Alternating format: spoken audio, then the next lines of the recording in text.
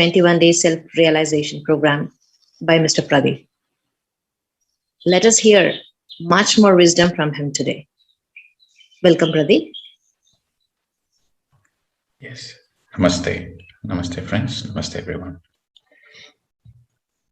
So today we'll begin with meditation. So let us prepare ourselves for meditation. Drink some water. Sit comfortably. Clasping your hands, crossing your feet, and darken your room. Sit as relaxed as possible, as comfortable as possible. And gently close your eyes. One of the important tips in meditation is the moment we say, let us start, it is you immediately close the eyes. You don't wait a few seconds. Immediately close your eyes. That helps in emptying the mind quickly. Meditation means inner journey, going inwards. So all the outer activities should be shut. Eyes closed, mouth closed, your body still.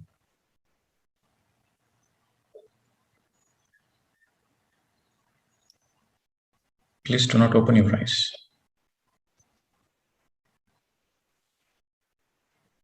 Eyes are the gateway to the outside world. When you immediately close your eyes, that means you are preparing for your inner journey, inner world. Don't open your eyes. As long as your eyes are closed, you are no more in the outer, you are in the inner. And mind also can take you to the outer world. When you observe your breath sincerely, when you follow your breath, natural breath, your breath takes you to the inner world. The more you are with your breath, the more lesser your thoughts are. Your mind rather gets emptied when you are with your breath. This is the science of meditation, anapanasati meditation. When you are with your breath, the mind becomes empty on its own, naturally. So we don't fight with the mind. Rather, we come back to the breath. For 30 minutes, let us enjoy the meditation. Relaxing your shoulders, relaxing your entire body. Your back totally relaxed. No stress in your body. No tension.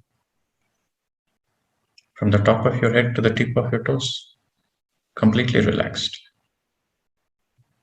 In the state of deep relaxation, let your awareness, let your 100% awareness be on your natural breath.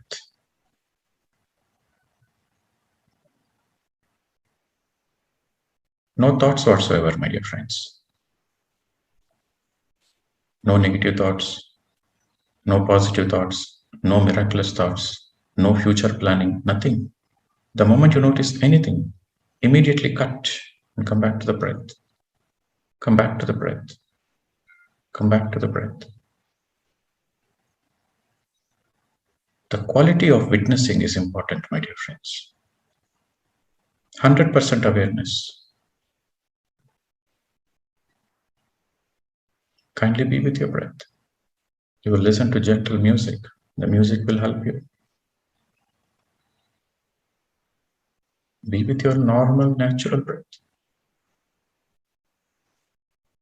Only 30 minutes.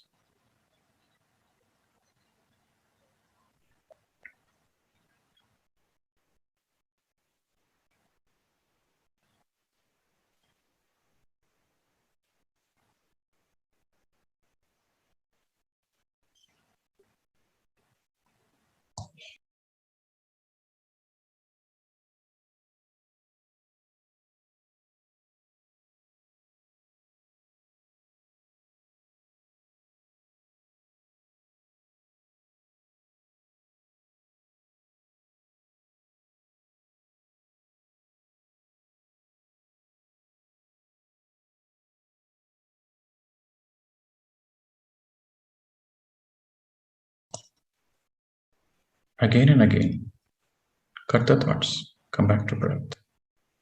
Come back to breath. Come back to breath.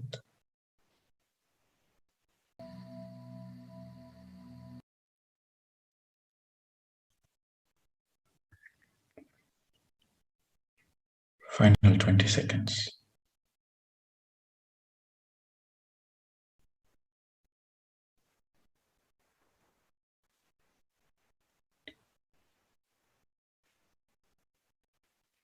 Gently place your hands on your eyes.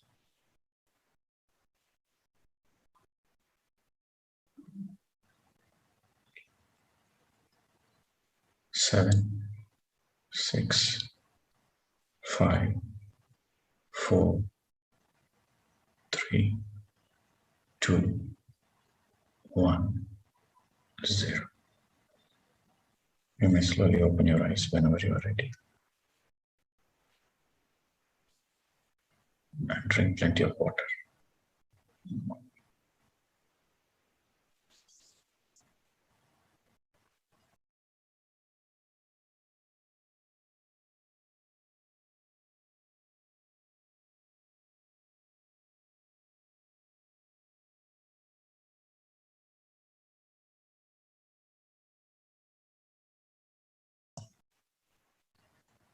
So friends, today we'll discuss about silence, how to practice it, what are the guidelines. We'll discuss about it today. And whatever the questions left from the day one, it might be regarding the science of meditation, or it might be regarding whatever your experiences, clarifications, or any questions regarding the subjects we have discussed. So we'll take off all the questions today, because from tomorrow and day after, Saturday and Sunday, most of the people are not working. It's a weekend and it's an opportunity to practice silence. So tomorrow and day after, we will not have any interaction. It will be completely a meditation session, and we'll experience intense meditation tomorrow. And from Monday, I'll explain teachings of other grandmasters, Patanjali Yoga Sutras, Raja Yoga, different types of yogas, and Yoga Parampara, soul evolution. What is this process of enlightenment? How to understand at which level of evolution we are in? How do we understand our own position in that spectrum of enlightenment? Where exactly we are and what should we do to progress further? So these things we'll discuss next week in detail. So today, let me share my screen. Please take a pen, book, write down these points. It is very important you write down and you sincerely follow it.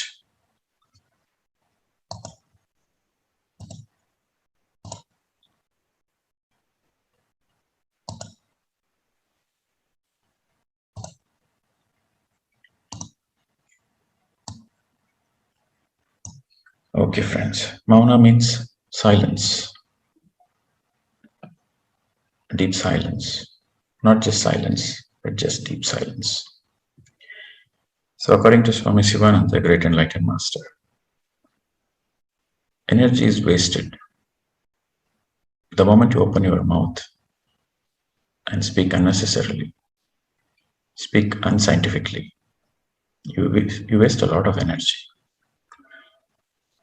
And when you practice silence, you conserve a lot of energy. Fundamentally, that is the goal. The more you practice silence, the more you conserve energy, the prana shakti, the cosmic energy you conserve. And with more and more conservation of this energy, that will help in your spiritual progress.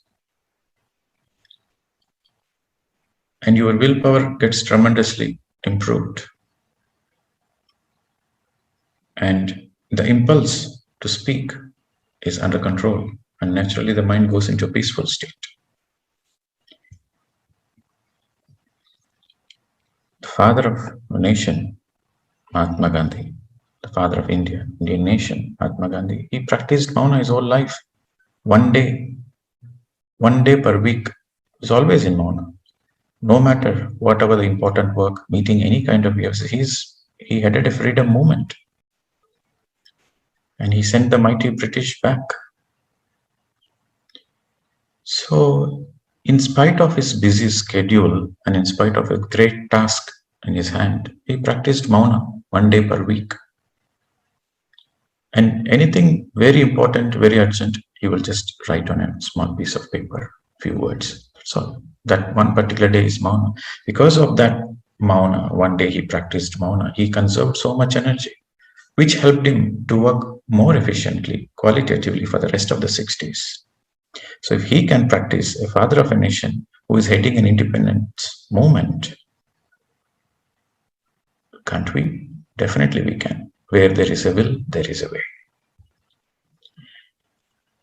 And meditation and Mauna, they both are complementary.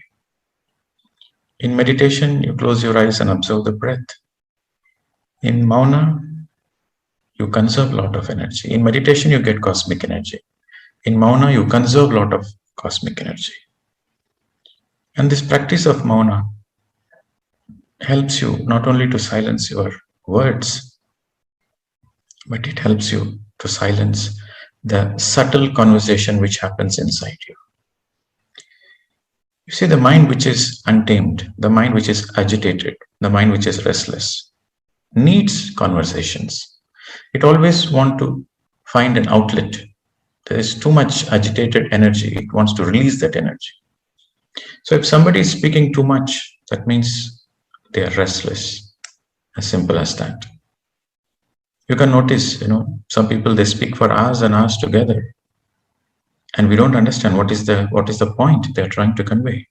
They might give a lengthy 1 hour speech, but the essence might be just one line.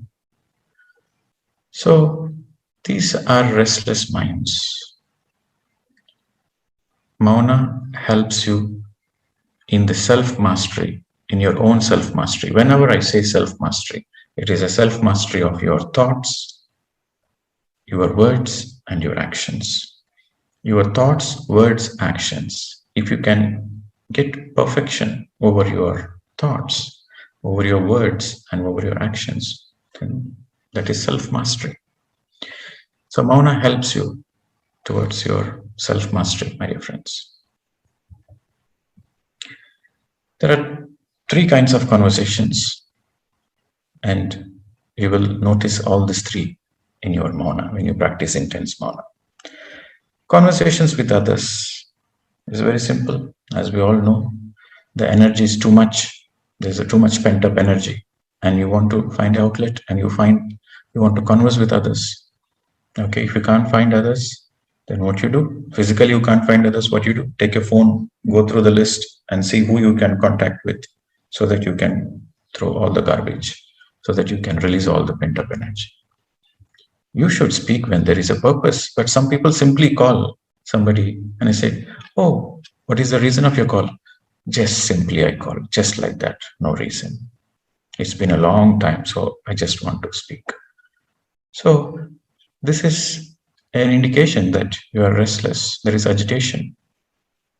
You should open your mouth only when there is a purpose. And you are opening your mouth and blabbering without any purpose. So that is an indication. You need more Mauna practice. Okay. So conversation with others. That is the first one. And the next is inner conversation. So in the first category, conversation with others, they are extroverts. The second category, the inner conversation, they are introverts. So these introverts, they don't express themselves. They don't open their mouth. They keep silent. But there is a lot of inner chatter going on. Constantly, there is an inner dialogue going on within them. Mostly these people, they are introverts. So they still have a lot of pent-up energy, but they will go through a lot of inner conversation. Constantly, they are thinking possibilities. Yes, no, what if this, what if that? So there is a lot of inner dialogue, inner conversation, constantly. So that is inner conversation. And then there is another aspect, subtle conversation. And most of the people, they don't notice, normal people, they don't notice this subtle conversation. Unless you are a meditator, unless you practice silence, you don't notice this subtle conversation. That's why it is subtle. It happens on a very subtle level. For example, you are watching a video, right? You are watching a video on spirituality, or you are watching video, somebody is speaking. So you are listening. As you are listening, there is a very subtle dialogue happening within you. You are analyzing, you are thinking, you are comparing. You listen to somebody speaking, but you have this reference to something else in your life, and you will have that conversation. Okay, so this subtle conversation is difficult to notice for normal people, but in your Mouna practice, you will notice. And also when you are reading your book, for example, you are reading your book, you are reading one particular statement, and reading that particular statement takes you into your own subtle conversation, where you will connect it with your own past experiences, and you will try to create a story with that. The subtle conversation is already happening. So the stories, the links, it go from one place to another place to another place to another place. So it's a very subtle conversation. Or another example, you are drinking a coffee. Okay, you are drinking a coffee, morning coffee or tea. As you're drinking, you notice that when you are drinking, as you are drinking, you are thinking something else. And in that process, there is inner conversation and subtle conversation. Both are happening. So the subtle conversation is hidden in the inner conversation. So unless you become still, you cannot catch hold of that subtle conversation, my dear friends. Now let us come to the guidelines, how you should follow this Mouna.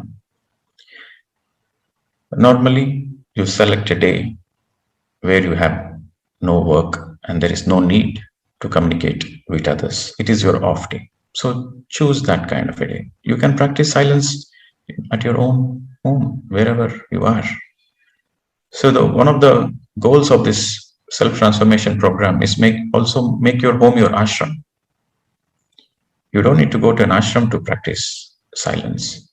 Yes, of course, the ashram energy supports to go deep into silence. That is true. But you can practice it at home also. So basically, no communication verbally or via text or via emails whatsoever. There is absolutely no communication. So when you do that, that means you are in silence. And it is better that you indicate one day before to your closed ones, to your loved ones, to your friends who normally contact you or who are expecting your call. So just tell them that you are in Mouna and for the next 2 days you are not available.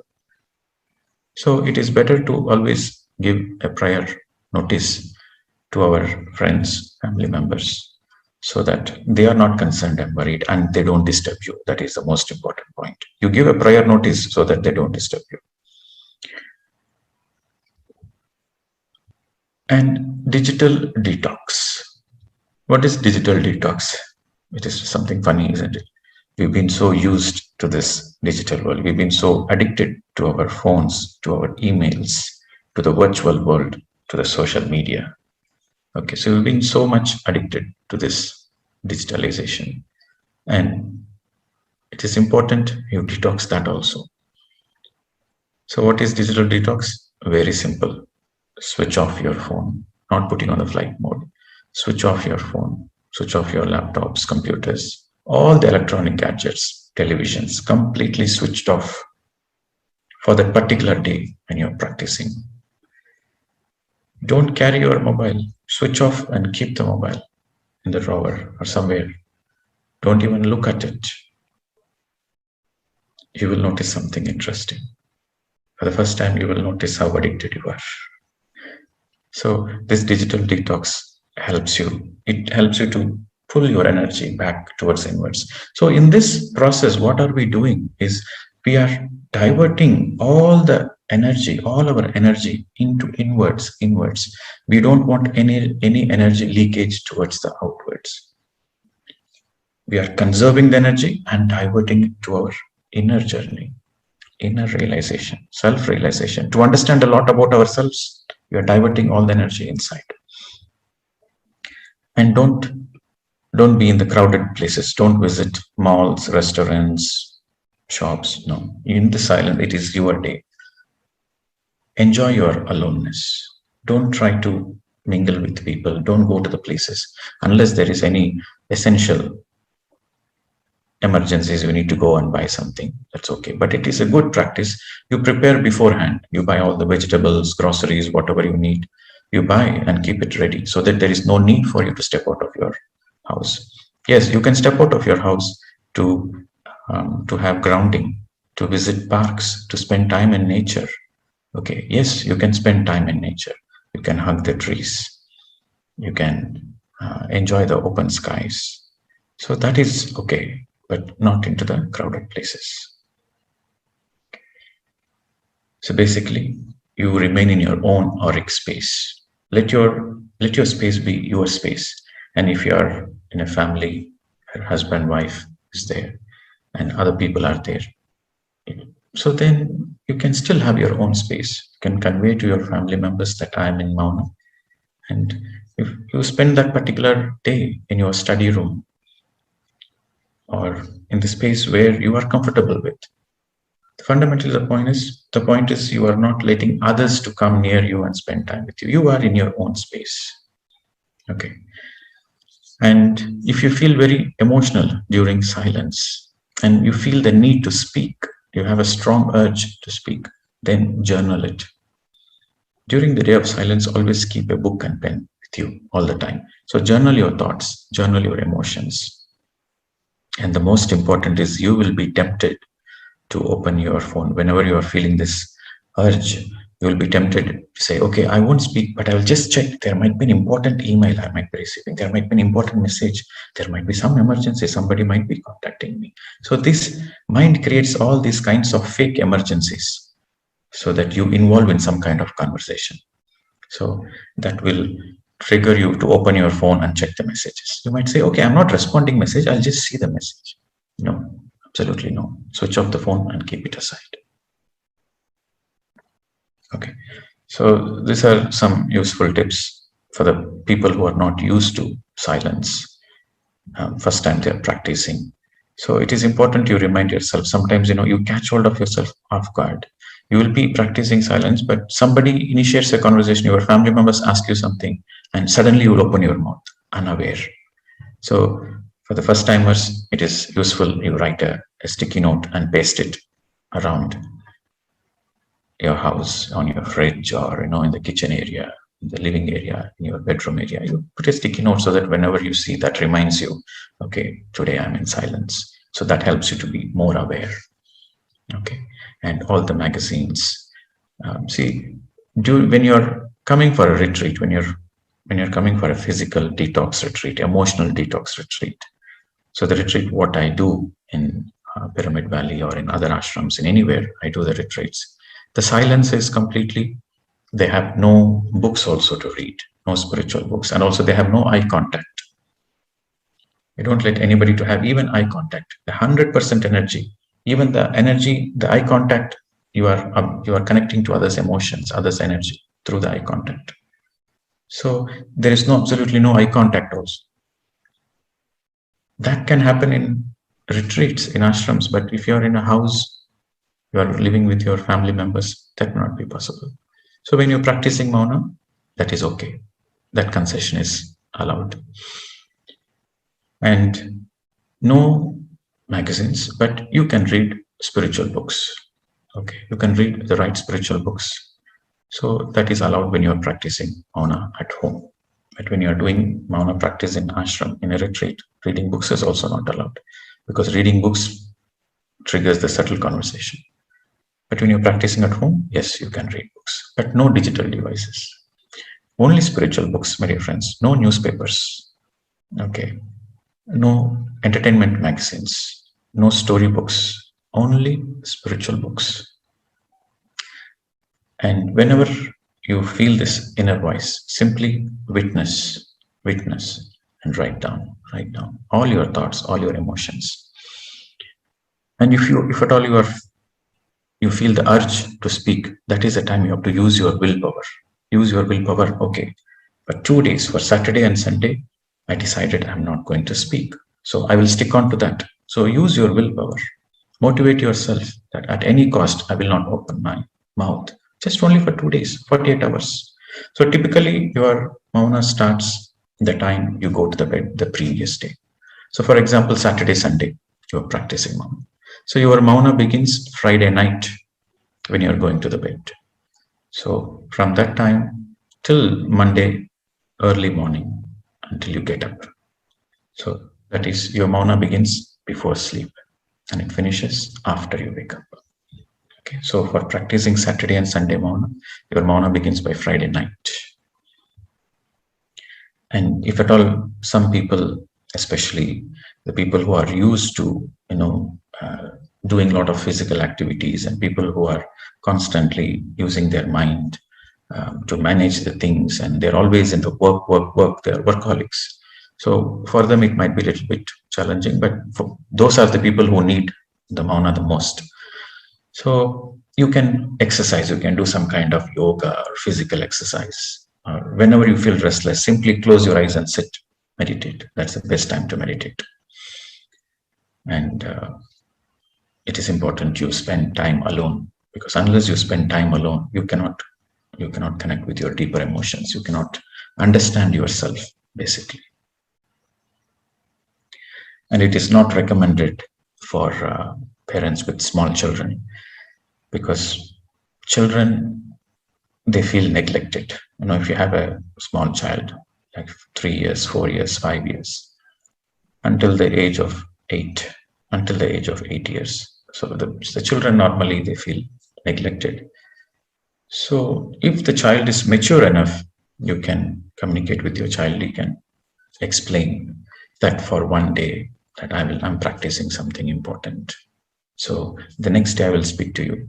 So you can speak lovingly and then make them understand, so that if they agree, then you can practice. But very small children, like 2 years, 3 years, until the age of 5, strictly no. Until the age of 5, strictly no. After the age of 5, if the child is able to understand, if the child is comfortable, then you can communicate and then practice mauna. Because small children, they are very sensitive. They feel neglected if the parents don't speak. Okay. So basically the goal is not speaking throughout the day and not engaging with the outside world, and becoming introspective and truly embracing the silence. What is embracing the silence? Embracing the silence means you don't feel the pressure. You don't feel, oh, today I'm in silence, and there is no inner pressure. You are just embracing. You are enjoying that process. You tell yourself, it's a great opportunity. It's a great opportunity for me to discover something new. I'm in a spiritual sadhana. I'm in a spiritual practice. This is helping my progress, and this is going to make me a better version of myself.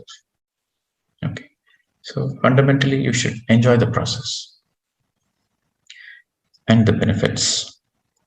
So I will discuss about this benefits on Monday after we practice, so that we are in a better position to understand and see what exactly we did and what we missed out. So the benefits of mauna I'll discuss on Monday.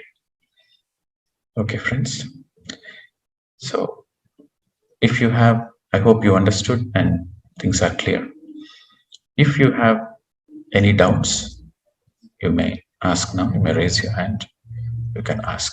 And as I told, today is the day where we will have this attraction. Tomorrow and day after, it will be silence, complete silence. And of course, yes, we will go deep into meditation. Tomorrow and day after, we will log in.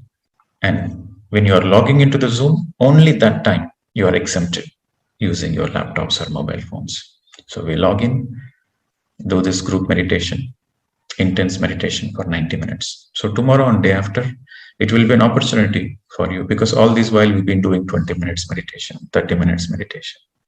So tomorrow and day after, we'll be doing 90 minutes meditation. Okay, so it will be an opportunity for the beginners to go 90 minutes in one stretch. So you simply need to close eyes, don't open the eyes, and enjoy that process and see how your mind is restless in that process. Okay, so tomorrow and day after, it's only intense meditation. Monday, you will understand more about yoga and Yoga Sutras. You will understand more about Patanjali Yoga Sutras, Ashtanga Yoga Sutras, Ashtanga Eightfold. Again, Patanjali has a Ashtanga mark. And then we'll discuss about the soul and the soul evolution. So those interesting things we will discuss next week. And also one more important point is, during the practice of Mouna, it helps you. It really helps you if you're on a liquid diet or you're on the diet of fruits. Okay, make sure you eat more fruits and more juices. You can make honey lime juice. Okay, honey lime with warm water, not hot water, warm water. And the first thing in the morning, tomorrow, the first thing in the morning when you get up, you can drink honey lime water. It's a very good detox process. And also the juice of ash gourd, pumpkin, white pumpkin, we call it as ash gourd. So drink the juice of ash gourd. That is very detoxing. Saturday, Sunday, when you're at home, you have no other activities and you decided to be in Mouna and you switched off all the phones. So that is a beautiful day to go through this detox process. So detox, all this while from Monday till Friday, we've been eating 2 meals a day, mindful and more water. So this continues. But tomorrow and day after, for these 2 days, you will be drinking more juices. You can drink any juice you want, but honey lime water and ash gourd juice, these two are a great detox. In my physical retreats, you won't believe, they drink only honey lime for 10 days. No other juices, only honey lime. 8 to 10 glasses of honey lime per day. That's it. So I'll explain you how to do the detox. Please listen carefully and write it down. For example, the first thing in the morning when you get up, the first thing in the morning, you should drink water. The first thing in the morning, you should drink 1 liter water. 1 liter water, the first thing you get up from the bed. Don't need to go brush, no. Get up from the bed and drink water. Immediately drink water. 1 liter. That is the first step. And after that, after a gap of 1 hour or 1.5 hours, you can take honey and lime juice. The combination can be 1 lemon or 1 lime and honey according to your taste, 2-3 spoons according to your taste. But you should not pour hot water directly on the honey. Then the nutrients are destroyed. So make sure the water is lukewarm. It should be lukewarm. Okay. And if you're living in a very hot countries like, Dubai or Arabia or if you're living in very hot weather, very, very hot weather, temperature is 40 degrees, then you can take normal temperature water. But generally, a lukewarm water is very good. And after you take a glass of honey lime water, the next following hour, you should drink a glass of water. You cannot take 2 glasses of juices consecutively. In between 2 glasses of juice, there should be plenty of water. Okay. For example, 7 a.m., you are taking your first juice. The next juice will be at 9 a.m. because 8 a.m. you are going to consume water. So a glass of juice and then plenty of water. If possible, 1 glass of water or more water is also good. Water is absolutely no problem. So every alternator. So that is how you will take it. If you want, you can experiment with only honey lime. You need a lot of willpower if you want to do it by yourself. The first, when you are in the detox process, normally the detox process, what we do is 10 days and 15 days. So the first 2 days is always a challenge. The first 2 days is always a challenge. But when you use your willpower and overcome the first 2 days, then the hunger disappears. That is the beauty in the detox process. The hunger disappears naturally. And you will notice a certain magic.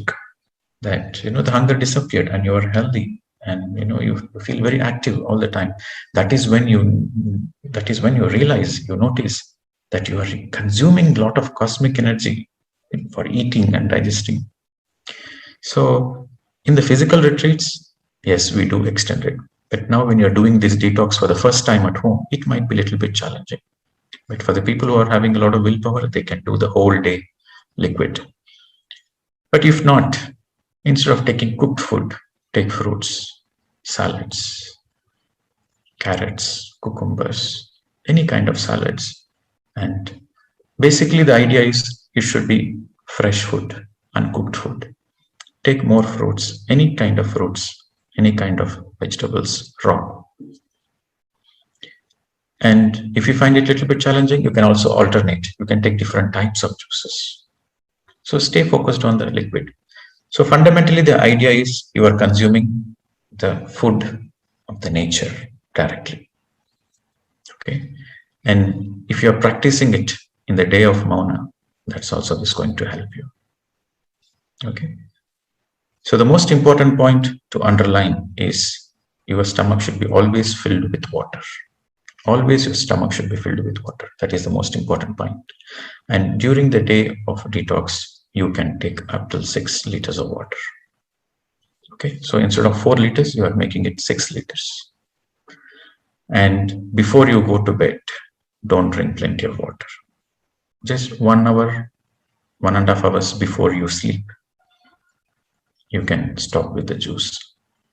Because if you're drinking plenty of water, then that will disturb your sleep. You need to get up frequently to help yourself to go to the restroom. So before you sleep, 1 hour before you sleep, you can stop drinking the water. Okay. So it is like this. In the morning, you begin with 1 liter water, and throughout the day, you're regularly maintaining the water intake. So by the time it is like 6 p.m., 7 p.m., 8 p.m., you're slowly cutting down the water. Okay. So I want everybody to experiment for 2 days. And Monday, we'll discuss more about this detox and benefits of silence as well. Unless you experiment, you will not know, my dear friends. You have to experiment. Okay. So let us take some questions. And once again, a reminder, let your questions be simple, straight to the point. Taruni, you can unmute and speak.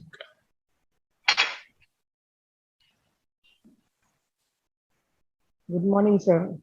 I'm having very great information from you. The wonderful classes. Actually, I was trying to ask you question from 4-5 days. Like I got, you said that you should reduce to 2 meals. Then actually I got a tremendous gastric problem.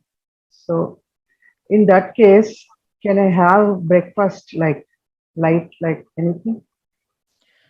Madam, as long as you are drinking plenty of water, you will not have gastric problem. Okay, if you are not consuming sufficient water, then the problem comes. Okay, so instead of eating meal, you substitute with salads, fruits, and drink plenty of water. There is no place for gastric. Actually, okay, so, salads also I got a problem with that. I can't eat. Madam, if the problem is in the mind, okay, I've been doing these physical retreats for many, many years. People from all over the world, they come and join. People who have severe illness and who have certain problems, digestion problems, food allergies for their whole life, 20 years, 30 years, they come to this and they get healed. No complaints whatsoever. So where there is a will, there is a way. The problem is in the mind. You think that and that manifests because your thoughts are so powerful. The most important point to remember is you drink plenty of water and take more juices, eat more fruits. There is no place for gastric, trust me. And one more question, sir. Small question. Actually, today you're discussing about the silence. So I got my mother-in-law is old. So she want to communicate like. So what shall I do for that? You inform her. you inform her that you are going into silence, and if at all there is emergency and she needs your assistance, yes, give a little concession for yourself that you will listen to her, and you can, if she is illiterate, you can write down and communicate to her, or she cannot read, you have to speak, then you speak. Emergency cases, of course, you have to attend. You can practice a hybrid silence where only with your mother-in-law, because it is an emergency, you have to speak. So only to her you speak. The rest of the time you are silence. You are not speaking to anybody else. So you can follow this hybrid model if you are living in a family where you are compelled to speak because of certain emergency. Practice the hybrid model. So the point is you are practicing. That is important. Thank you, sir. Where are you from, madam? I'm from Orissa. Orissa. Delpaha. Right. Thank you.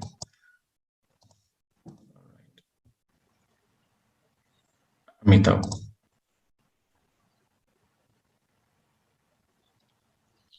Yes, please mention where are you speaking as well. Yes, sir. Go ahead. Have you called the name Amitav? Your voice is a little low, sir. Can you be louder or check your microphone? So Amitav is called. Yes. Namaste. I'm from Delhi. So my question is, so while sitting in cross-leg position, I'm getting sort of tingling, numbness and pain after about 15 minutes. So I'm using a chair. So over the chair, I cannot sit in a cross-leg position. Is it okay? You don't need to sit in lotus posture as long as your feet is crossed.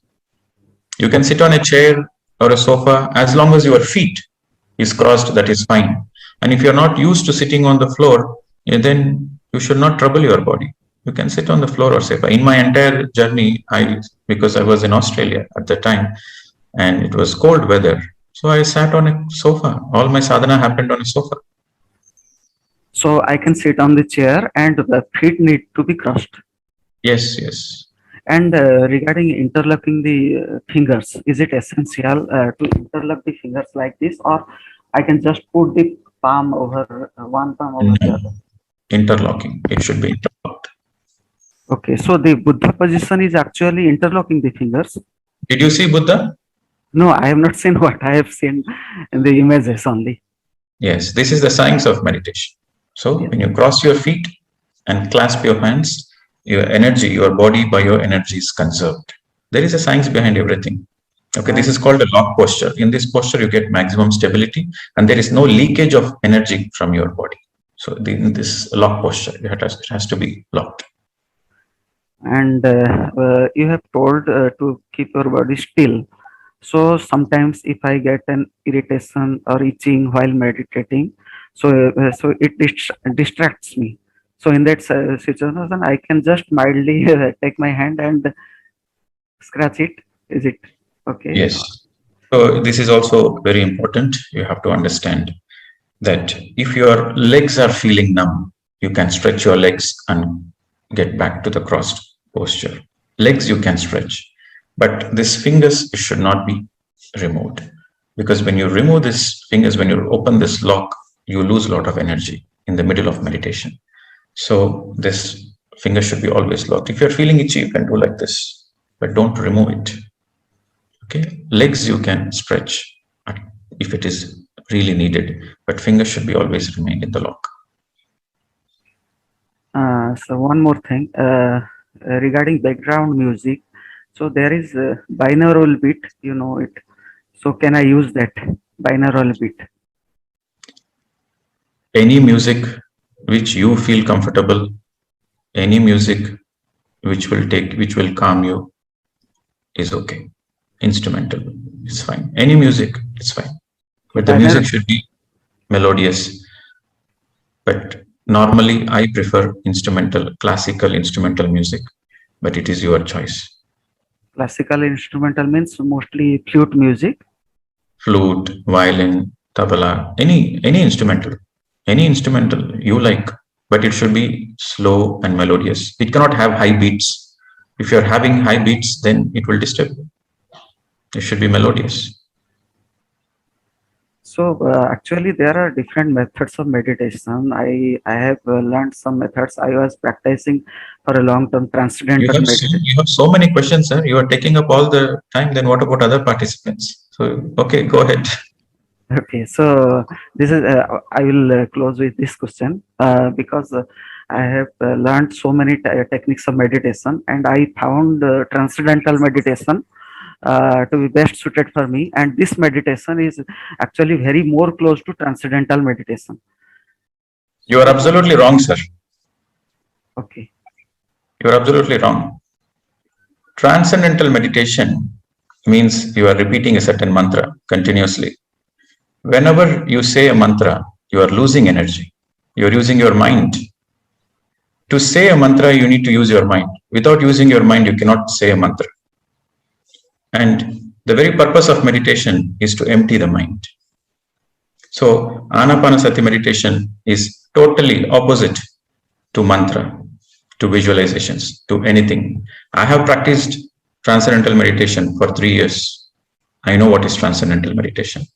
I know what when you practice transcendental meditation, your mind goes into a subtle calm state. You feel certain peace and calm, but transformation will not be there unless you empty the mind. You cannot experience transformation in your life. So you might say, sir, for me this meditation is good. It is. I feel it is best. Then you follow it. Nobody is stopping you. There's always a good, better, best. You have to follow your own. But since I have practiced many techniques and I know what is good, better, best for me. Okay, so you have all the freedom to do whatever you want. But if you want to understand the science of meditation, you have to experiment. So since you have already done transcendental meditation, now you are in a better position to experiment Anapanasati meditation. So Anapanasati meditation is simply no thought. The purpose, the goal is empty mind. No mantras whatsoever, no visualization whatsoever. Some people, they close the eyes and they visualize the energy flowing and opening. Their heart is expanding. They are radiating the love. They are having that gratitude energy, or the energy is going through the chakras and the chakras are coming into balance. All these are using the mind, visualizations. Of course, everything has its own benefits. Everything has its own benefits. I'm not putting down any technique. Every technique has its own benefits, but that is not meditation. Mantras has its own benefits. You can use mantras to cleanse the space around you. Mantras are a very great benefit. You chant Om mantra, the space around you is cleansed, and your mind also gets into a certain higher vibration. Mantra has its own benefits, but that is not meditation. Meditation means empty mind. Visualization is very good for manifestation. You want to feel, you are feeling little emotionally agitated. You want to get back into a space where you are feeling calm. Then use the visualization to feel the heart expanding, to feel the gratitude energy going, radiating. That has its own benefit, but that is not meditation. Okay. So no mantras, no visualization. Okay, thank you so much, sir. Your explanation is quite very clear, and I am very much clear with your technique. Thank you so much. Thank you. It is not my technique, sir. For information, this is discovered by Gautam Buddha. No, your explanation, sir. Yes, thank you. Thank you.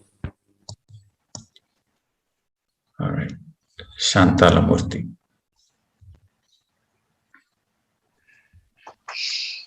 Namaste, sir. Yes, madam. My name is Shantala.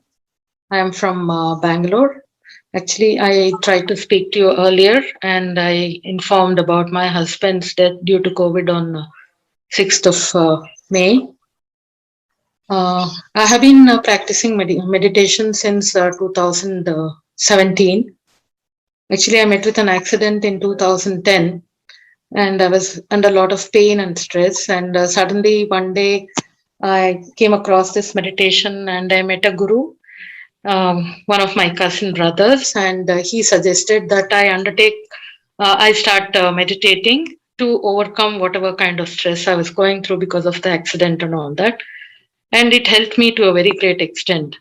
But now, after passing away of my husband, I got a little disturbed. Though for a few days I was not able to meditate. For about after 15-20 days I started meditating again, and it has brought about a lot of change in me.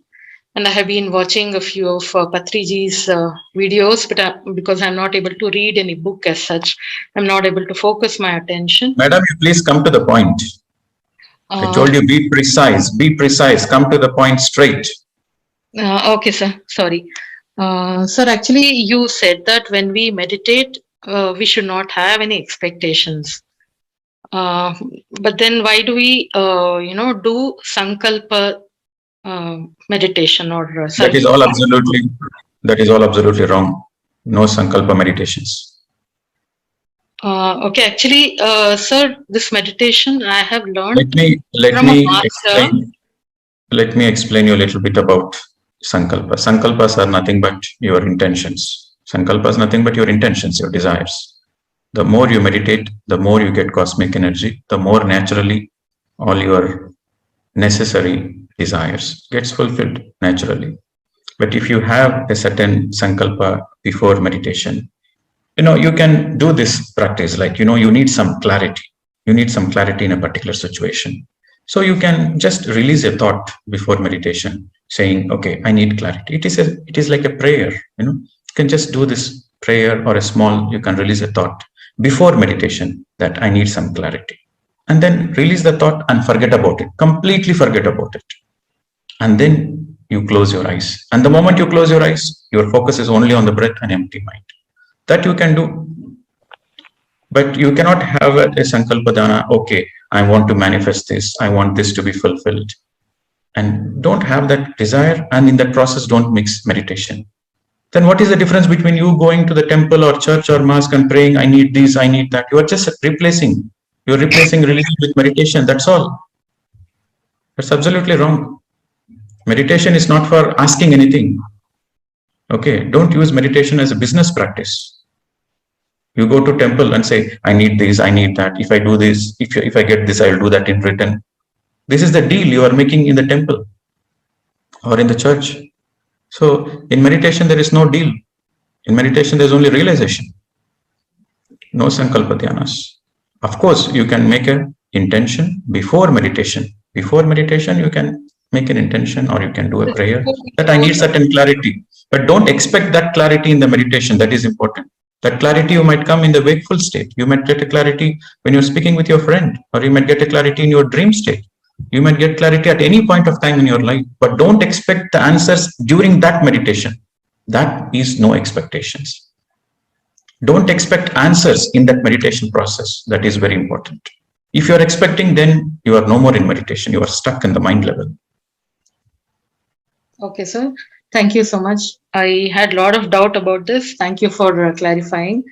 And you said we should practice non-violence, or we should not eat meat and we should not kill animals. And but when we kill pests, there are cockroaches, ants, and spiders, and we kill them. So how do we get rid of the karma or whatever when we kill these animals? Do more good karmas. First of all, don't try to kill. It is important. First of all, don't try to kill. You should not kill. For example, ants are coming and trying to take over your food. You make sure you are protecting your food. Place the food in a place where the ants don't come. Okay, make some extra effort to preserve whatever you want to preserve, but don't kill. Always make effort not to kill. But certain situations you killed, or you are compelled to kill pest. So don't feel guilty about it. Do more good karmas and don't try to make it as a practice of killing. Do more good karmas, that will compensate. Sir, one more question. Actually, when I started with the retreat, and when I started clasping my hands together, I feel immediately, they become very tight. The clasp is very, very firm. I just want to understand why it is happening. when you're starting the meditation, you clasp it gently and your whole body is relaxed. Some people, they keep it like this tight. No, it should be totally relaxed and placed on your lap. Wherever you're comfortable, just be totally relaxed. But during the process of meditation, if it is getting stiff, that's okay. Why bother about it? Don't bother. Because during a lot of things happen in meditation, your body goes through a lot of things. Your body goes through stiffness, you might feel shaking, you might feel whirling. All those are because of the energy movements, because of the cosmic energy flooding.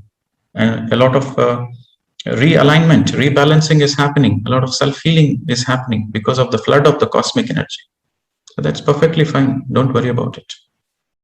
Thank you, sir. Thank you so much. Yes, ma'am. So next, Meera Menon.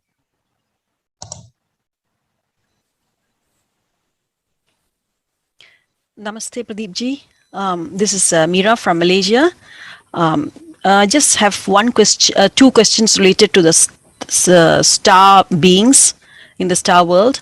Can a soul decide to take birth in another star nation or star world?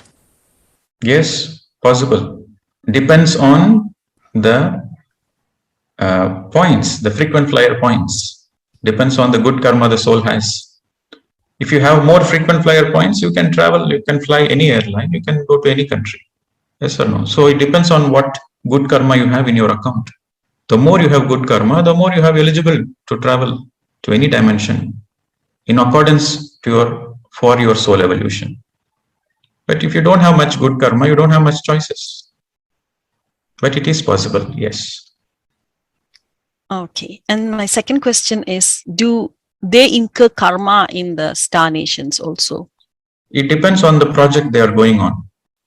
Of course, you cannot simply go to a particular star system. You should have a particular project. Either you are on a research project to gather some data or to report something. So there should be a certain project.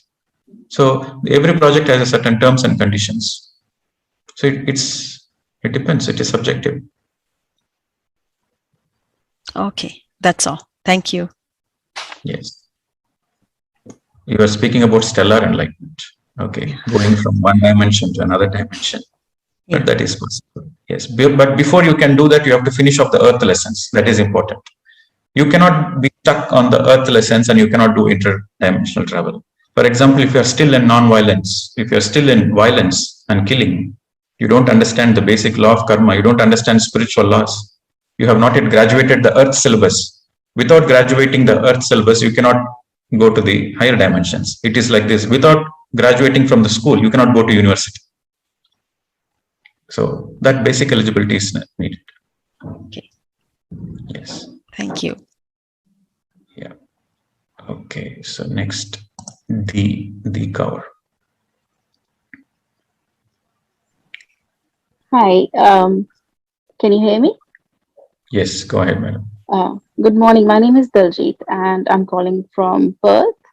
And I'm very impressed with your sessions. These are the best ones I have done so far. As you mentioned about the subtle conversation, I actually experienced it yesterday when I had a question, and then I listened to your journey, and I got an answer indirectly what I wanted to know. I've been on this journey for a few months now, and after doing this, I experienced kind of a sound in my head, which is going on like constant 24/7. So when I'm practicing Mouna or when I'm quiet, it gets louder and louder. Since you're very knowledgeable, so I want to know what stage it is and what's next. I don't know. So if you can answer that, please. You practice Mouna? I like to be quiet. Yes.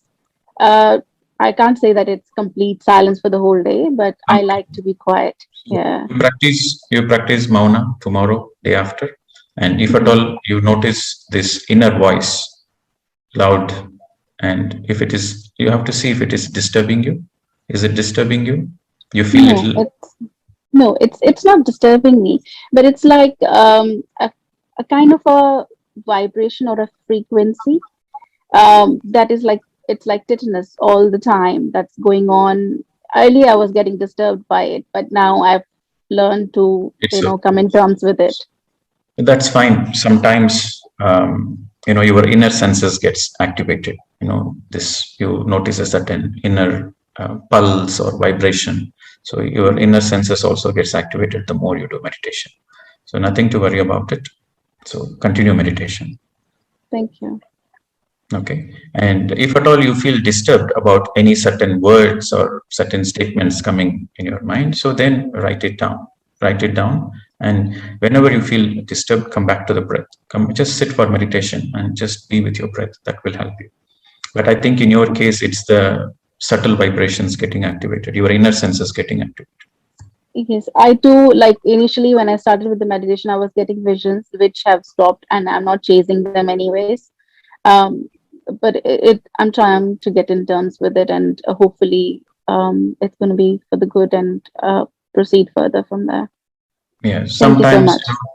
Sometimes it happens like if the higher masters or the star beings or evolved beings from the other dimensions, they want to contact you or they want to communicate something with you.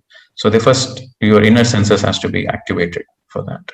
So you will notice certain kind of vibrations, inner vibrations. The vibrations are not from outside, but from it is inside. So these things I went through in the year 2013-14. I used to listen to certain sounds and vibrations, not from outside, but from inside. So that was an indication that the star beings want to communicate to me, and I will sit in meditation. So those conversations, contacts, yeah. So not to be worried, focus on meditation. But again, no expectations. Don't expect that you are going to receive some communication, you are going to meet somebody. Forget about it. Let it happen. If it doesn't happen, you are least bothered. But you are just making yourself comfortable. That's all. Thank you. Yes. Okay. So next, Yojana Jain. नमस्कार sir. Yes, madam. मेरे को 2 questions हैं. मैं हिंदी में बात कर सकती हूँ? आप कहाँ से मैडम? मैं योजना जैन इलाहाबाद से हूँ, यूपी इलाहाबाद. ओके. ओके. पूछिए मैडम. मेरे को एक तो मेडिटेशन के समय बहुत ज्यादा थॉट्स आ रहे हैं. 3-4 दिन से ऐसा हो रहा है कि बहुत थॉट्स आ रहे हैं जो मेरे को डिस्टर्ब कर रहे हैं मेडिटेशन के समय. ये मेरा क्वेश्चन है. It is natural, madam. Everybody gets thoughts. Actually the word you get thoughts is wrong. You don't get thoughts in meditation. Many people say, sir, I close my eyes, I get thoughts. No, that is not correct. The thoughts are already there. Just because they close the eyes, they start meditating, they don't get thoughts. The thoughts are already there. They were never conscious of it. They were never aware of it. But when they close the eyes for the first time and they are with the breath, for the first time they realize, oh my God, I have so many thoughts. So in meditation, you don't get thoughts. In meditation, you for the first time, you realize you have so many thoughts.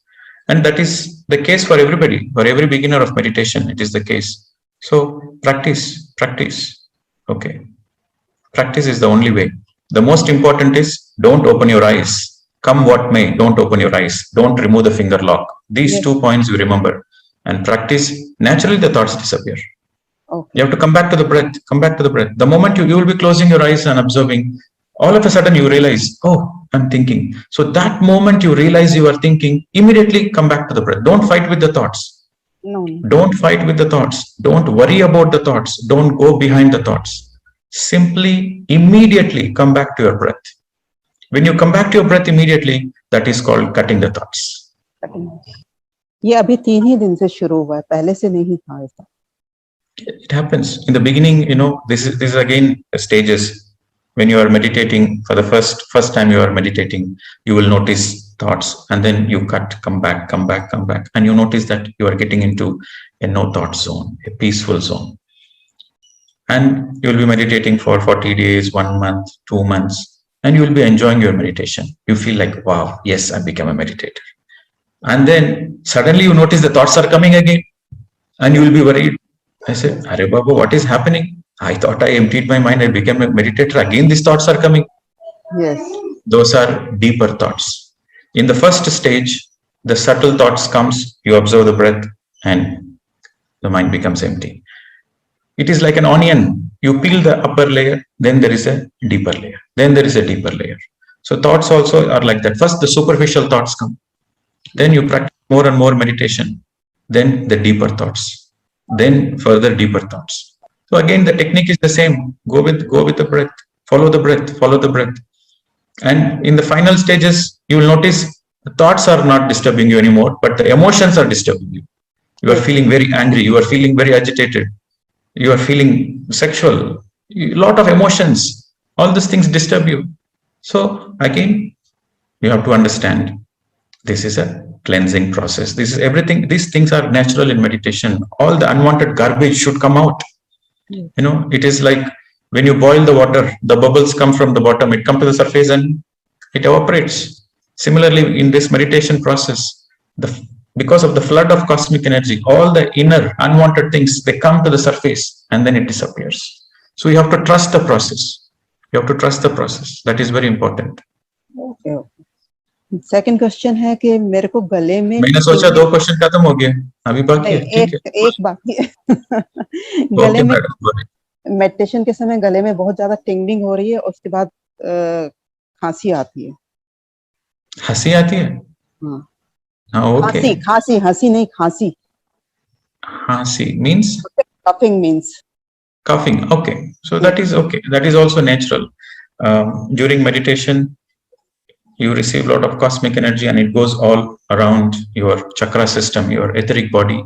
And especially, you know, if your throat chakra, there is some blockage in the throat chakra, you feel like coughing during meditation. You will be a normal, healthy person, but during meditation, you feel like coughing.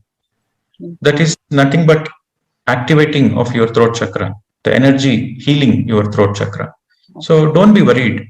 If at all you are feeling like coughing, you cough, finish it off, and then go with the breath. That's why I say it is important to drink a little bit of water before meditation so that your throat is not dry. Okay.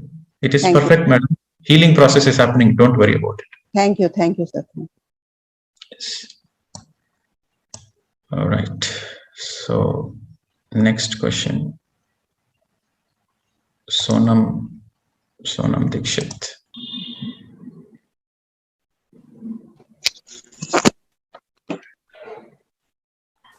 Good morning, sir. Yes, madam. So I am from Hyderabad, and I'm an engineer by profession. So my question is, like, when I'm doing meditation, I do this kind of self-talk in my mind, like I'm breathing in and I'm breathing out. So is this wrong? Okay. Okay, because otherwise I am unable to concentrate that I'm breathing in and breathing out. You should not concentrate, madam.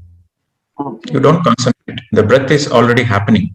You just witness. You know, when you're, for example, you are seeing a sunrise. Do you concentrate on the sunrise? What do you do when you watch a sunrise? You are just witnessing. The sun is already rising. The sun is constantly rising. You are just watching. You're just witnessing. You are not doing anything. You're just witnessing the beauty of the sunrise. So similarly, witness the beauty of the breath automatically going in and automatically coming out. It is already happening. You just witness the beauty of it. Flow with it. Follow it. Okay. I just need to step back. It is important you become as passive as possible.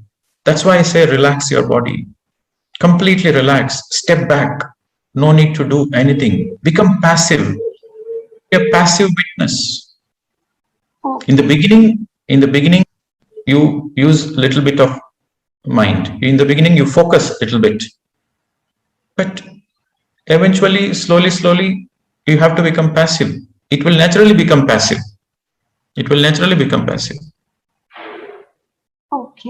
Okay, thank you. My second question is regarding consuming egg. So is egg also like non-veg food? No eggs. Okay. Only food of love. Do you think the hen is laying eggs for you to consume? Do you think the hen is very happy? Okay. Yeah. My third question is like sometimes like we what I feel is like bad thing happens to good people. So if people are doing bad to us, how do we deal with it? And like if we are conveying this injustice which has been done to us to others, is that gossiping? The very idea some injustice happened, that means you are ignorant. There is no injustice and there is no tragedy whatsoever. This is a great statement of Richard Bach.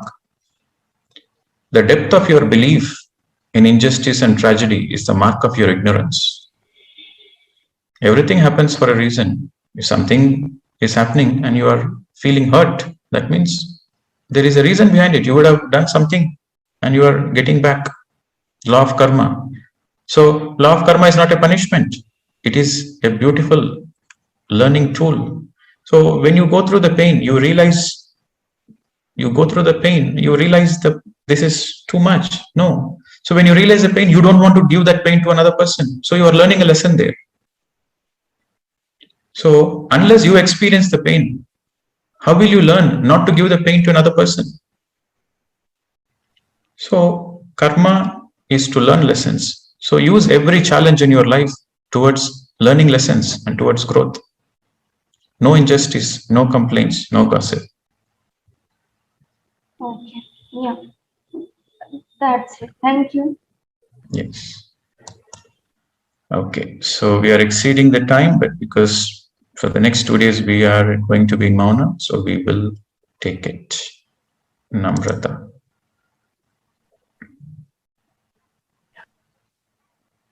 Yes. Namaste, sir. I'm Namrata from Bangalore. I'm a homemaker.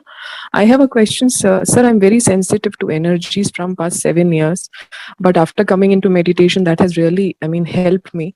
But still, when I visit to some of the places like crowded places or all, I feel very sensitive to energies and I feel like rushing to my home. And it totally sucks my energy and it drains me completely. So, sir, can you please guide me? Okay. Take shower immediately. The moment you step into the house, take shower. Okay. So it is natural. It is natural. Sometimes, you become sensitive the more you practice meditation. People become sensitive and they go out in the crowded places. They are bombarded with so much of energy. So that energy they are not comfortable with, because that's not positive energies. That's all more distorted energies. So you feel uncomfortable.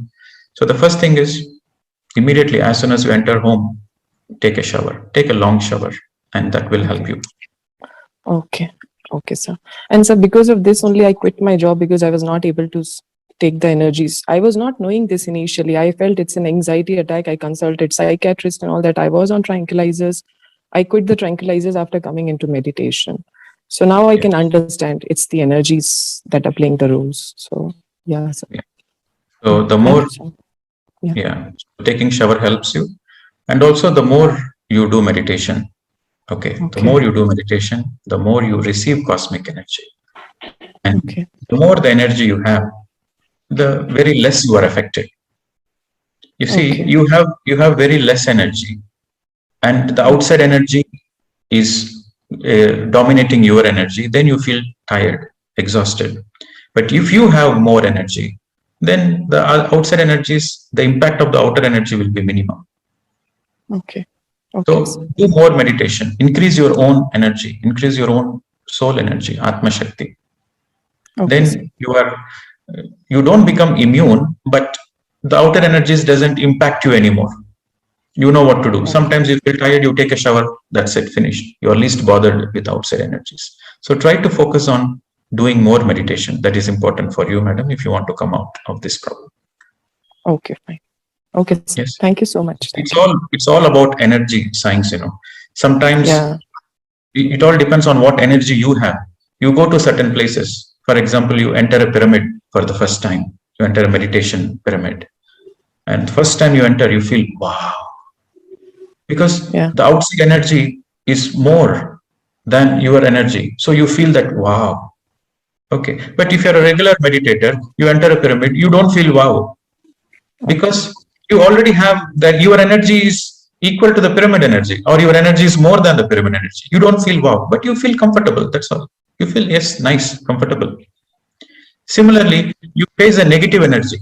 You face an extreme negative energy, and you have more positive energy. You will be sensitive. You will feel the negativity. You will feel uncomfortable. You want to go away from that place. So your reaction to the outer depends on what kind of energy you have.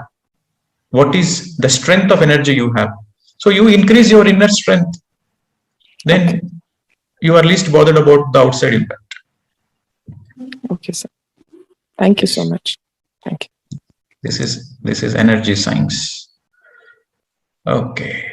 So next, Lakshmi Sandhya. Namaste, Pradeep Master. So, Mouna, can I start with, I'm a music teacher, so I can postpone the classes or do the something, but my music sessions are not commercial, it's just a voluntary. So more than that, my question is, can I start with half a day? I wake up at 4:30, so from 4:30 until noon, can I start slowly? Because I have to make the family also get adjusted to me being silent. Is that okay? Make all the necessary preparations so that you experience from the night till the next day, the day after morning. So that is a complete silence. So it is very important. It's not like you are half a day you are in silence, half a day you are not in silence. If you want to experience the intense mauna, the more the better. But of course, you have certain situations and there is some emergencies. It's a too short notice. Then do at least a hybrid mauna. A hybrid mauna is you are opening your mouth only in emergency, or else you don't open it. That is a hybrid mauna. You can cruise through. It all depends on your sincerity. Okay. Can I ask one small question, sir? So, maybe like I won't You take ask long. a question, madam. I will decide if it is small or big. Yeah, sorry. So the thing is like, how do we avoid the negative contacts? Like, so I make sure I have zero enemies and zero credit debits or whatever. So I have no enemies. But in case if we come across some people for no reason, they throw the negative attitude towards us and having grudge. So how do we come? So the very idea somebody is throwing negative energy towards you is as if you are telling the universe you are a helpless person. So the very idea you think somebody is coming and throwing negative energy. No. Yeah, frequency attracts frequency. Okay, you have to understand. Frequency attracts frequency. Law of resonance. You have a certain energy, you will attract that energy. Whatever you have inside you, you will attract that outside you. But I couldn't take it. I get out of that Let place. me complete, madam. Let me complete, madam. You have to be in a calm space. Okay, I'm going to mute you. You have to be in a really calm space. Unless you are in a calm space, you will not be able to understand. Okay, I'm explaining your concept of law of resonance. Frequency attracts frequency. For example, you have attracted somebody in your life who have come and cheated you. You trusted that person and the person has come and cheated you. And you feel, I'm such a nice person. All my intentions are good. Okay, I never cheated in my life. Then how come this person comes and cheats me in my life? Why this great injustice? Why these negative people are coming in my life? Why they are coming and doing so many bad things to me? This is what a normal person thinks. But if you understand the truth, if you are a person with certain stillness, certain meditative energy, then you understand, okay, I am attracting this in my life. This is law of resonance. You have an energy of cheating inside you. That is the reason you have attracted that same energy. You might say, sir, I don't cheat. Yes, you don't cheat. You don't have 100%, but you might have 1%. You might have 2%, just that subtle 2%. You might have that subtle thoughts of cheating. This 1% of cheating energy attracts 100% cheater. It attracts a person who has 100% cheating energy. So anytime, our whole life is like mirror. It's all mirror reflections. All our relationships, all the people who come in our life, they are mirror reflections. They're coming and telling you, hey, this is what you are. Whatever you attract, that is what you are. So every time you feel some negativity is coming towards you, so take responsibility. You are the reason for it. You remove the negativity inside you, then no negative energy will come near you. This is the truth, whether you like it or not, whether you accept it or not, whether you understand it or not, doesn't matter. The law exists. It is like this, whether the law of gravity exists. You drop something, it falls down. This is the law of gravity on the planet Earth. Whether you like it, whether you understand it, whether you accept it, doesn't matter. The law exists. But when you understand it, then you get the benefit out of it. Similarly, law of karma exists. Law of attraction exists. Law of resonance exists. Whether you like it or not, understand it or not, doesn't matter. It exists. So if you are attracting negativity in your life, you are the reason for it. You are the reason. So don't try to change the outside, change the inside. The moment you change the inside, the outer is changed.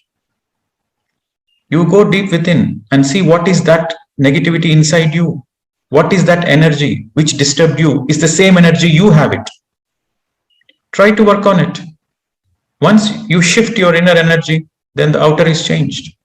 We create our own reality. That is the truth. That is the greatest truth. We create our own reality. And we create our own reality based on what? Based on our desire patterns. Patterns. A pattern is something which keeps repeating again and again. So we create our own reality is half the statement. The complete statement is we create our own reality based on our desire patterns, based on our thought patterns, based on our decision patterns. Okay. So time to work the inner work. But as a human, everybody, nobody can be perfect, right? Like everybody will have. There is a possibility, madam. Don't say nobody can be perfect. There is a possibility. There is a possibility. That's what Buddha has shown. That's what Jesus has shown. That's what Patanjali has shown. That's what Krishna has shown. They are living examples. If they can, why can't we? Yeah. Okay. Thank you. Thank you. Krishna didn't speak verbally Gita. He was a living example. Krishna was a living example. Buddha was a living example. Jesus was a living example. Mahavir was a living example. All the great masters, they were living examples. They are not just talking parrots. They lived their life to show this is possible. So we have to take inspiration from all those masters. Okay. All right. So next is Ramesh.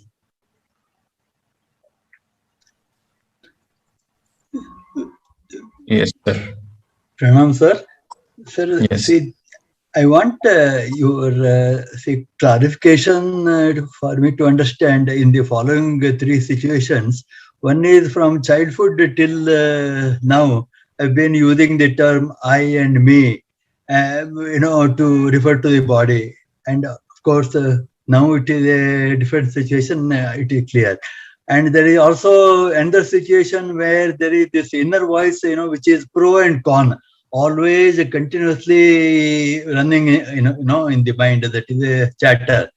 And the third is the observer who knows all this is happening. So what are the three things? Just if you can clarify. Where are you from? Where are you from? See, I'm from Bangalore. Yes, Bangalore. Okay. So you have asked such a question where I have to take you into a detailed workshop. So in the following week, I'll be speaking more about the self, the triune self, the Atma, and me, and I, and witnessing. So we will be covering all those things in the next week.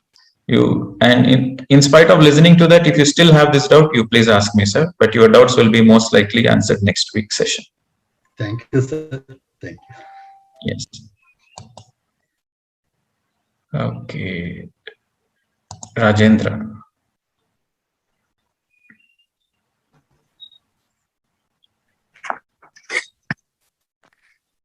Yes, good morning, sir.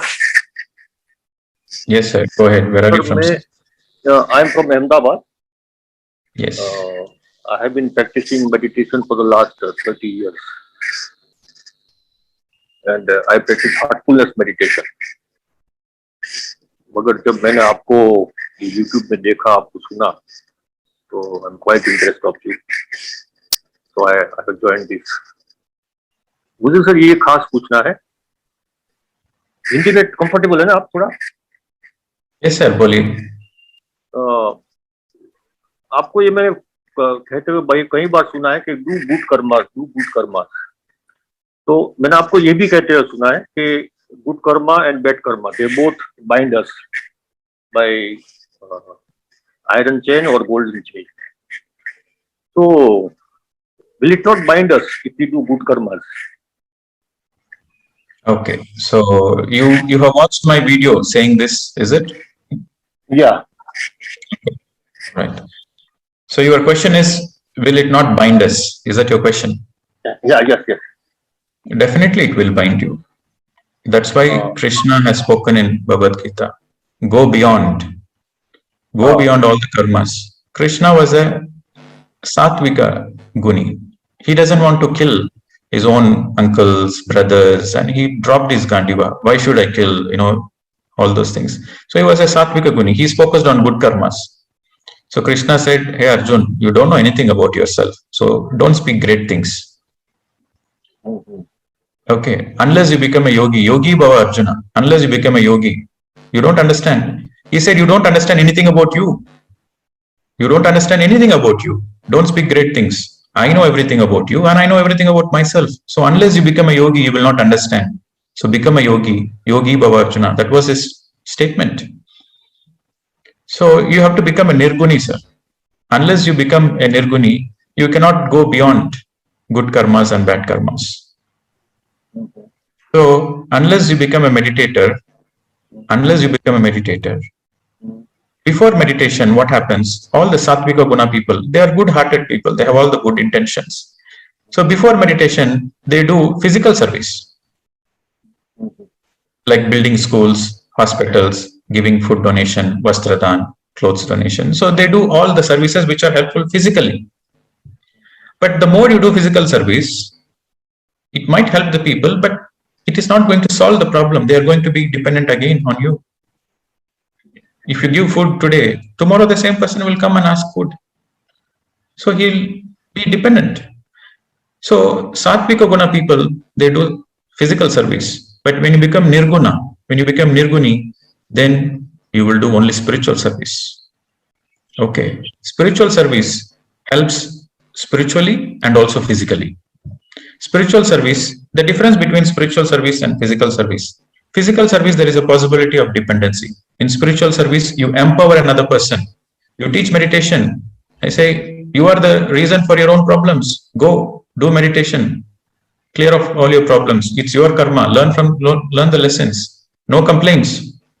Go. You are on your own. Appo Deepo Bhava. You say, Appo Deepo Bhava. Be a light unto yourself. Wake up. Don't be in ignorance. So this is spiritual service. You teach meditation, you teach law of karma, you teach spiritual science, and you empower a person. You make a person a master so that he is no more dependent and he is liberated and it is permanent.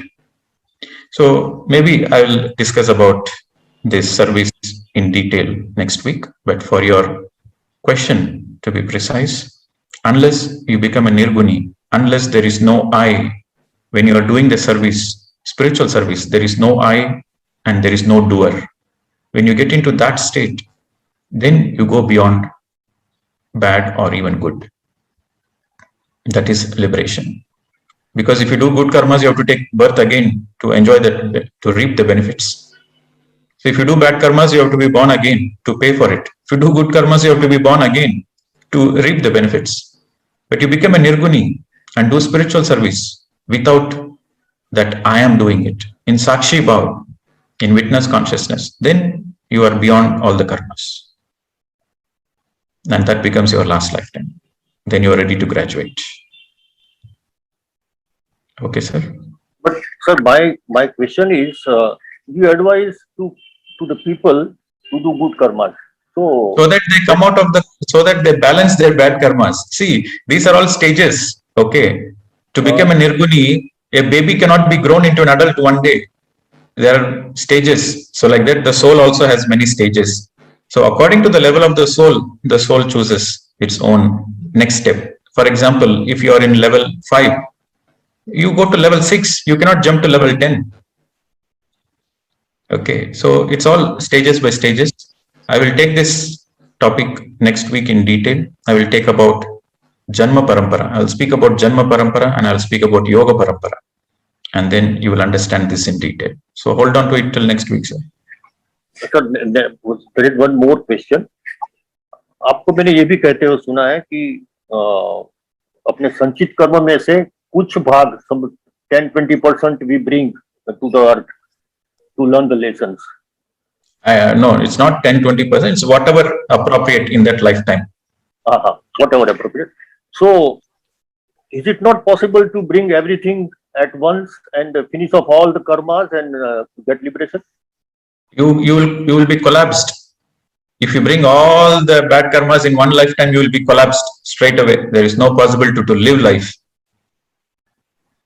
So the soul brings according to its own capacity. For example, if it is a very old soul, very, very old soul, then the soul says, okay, I better finish here. So the old soul brings more karmas to finish off as quickly as possible. But a baby soul, a young soul, a mature soul, they cannot tolerate. It will collapse. So the amount of baggage you can carry depends on your soul strength, depends on your soul evolution. You would have taken 300 lifetimes and all the bad karmas in 300 lifetimes, you want to bring it in one lifetime and finish it off. Life will be collapsed. You cannot take the challenges. Sir, बार-बार पृथ्वी पर आने जन्म लेकर के आना, is it not risky? Because of our free will, we might go down also sometimes. No, because see, you think to come to earth is a big challenge. You are thinking based on your experiences and challenges. But for the soul, it is a celebration. For the soul, it is a joy. For the soul, everything is an experience. Everything is a learning. See, what you see from the earth is totally different view what you see from the higher dimensions. Okay. But because of free will, sir, is it not risky? Because this birth, suppose I have got you. It is not at all risky, sir. For a soul, it is a game. That's it. You see, I'll give you an example. Marriage is a risky, right? Do you agree? Are you married, sir? Yeah, absolutely, sir. Okay. So, is marriage not a risk? I don't think so. You don't think so? Okay. Marriage is such a great risk. Two people, two different bodies, two different minds, two different goals. Everything is different. Two people coming together and living under the same roof. Such a great risk. But why do people take that risk? Because more than the risk, there is certain experiences. There is certain learning in the marriage. There is a certain beauty in the marriage. So they take the risk. Knowing it is a risk, they take the risk. Okay. So the soul knows. Before the soul incarnates, the soul knows planet Earth is such an ugly place. Planet Earth is such a disastrous place. Since the moment you are born, your parents torture you. Okay, in the name of conditioning, in the name of discipline, everybody dominates you. This education system, the society, the school, everything is so ugly. The soul knows. The soul knows it is a great disaster going to planet Earth. But in spite of it, the soul wants to come because these challenges provide a great learning opportunity. So knowing it is a great risk, the soul wants to come. The soul chooses to come. The soul is desperate to come. Okay. Sir, one thing I would like to tell you. My master has told me that you have no rebirth now. I don't know how. Wait for the surprise, sir. You will be, wait for the grandest surprise of your lifetime.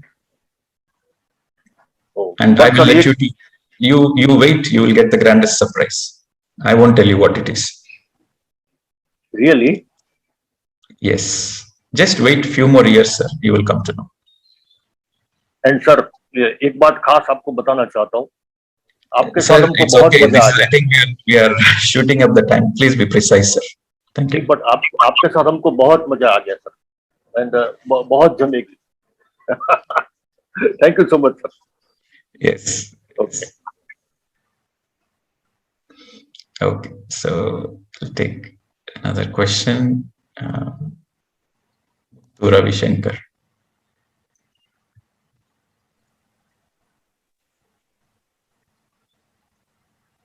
Hello, Pradeep sir. This is Muthu. I'm from Bangalore. I have a question on the performing rituals after soul departs. So, my father and mother passed away.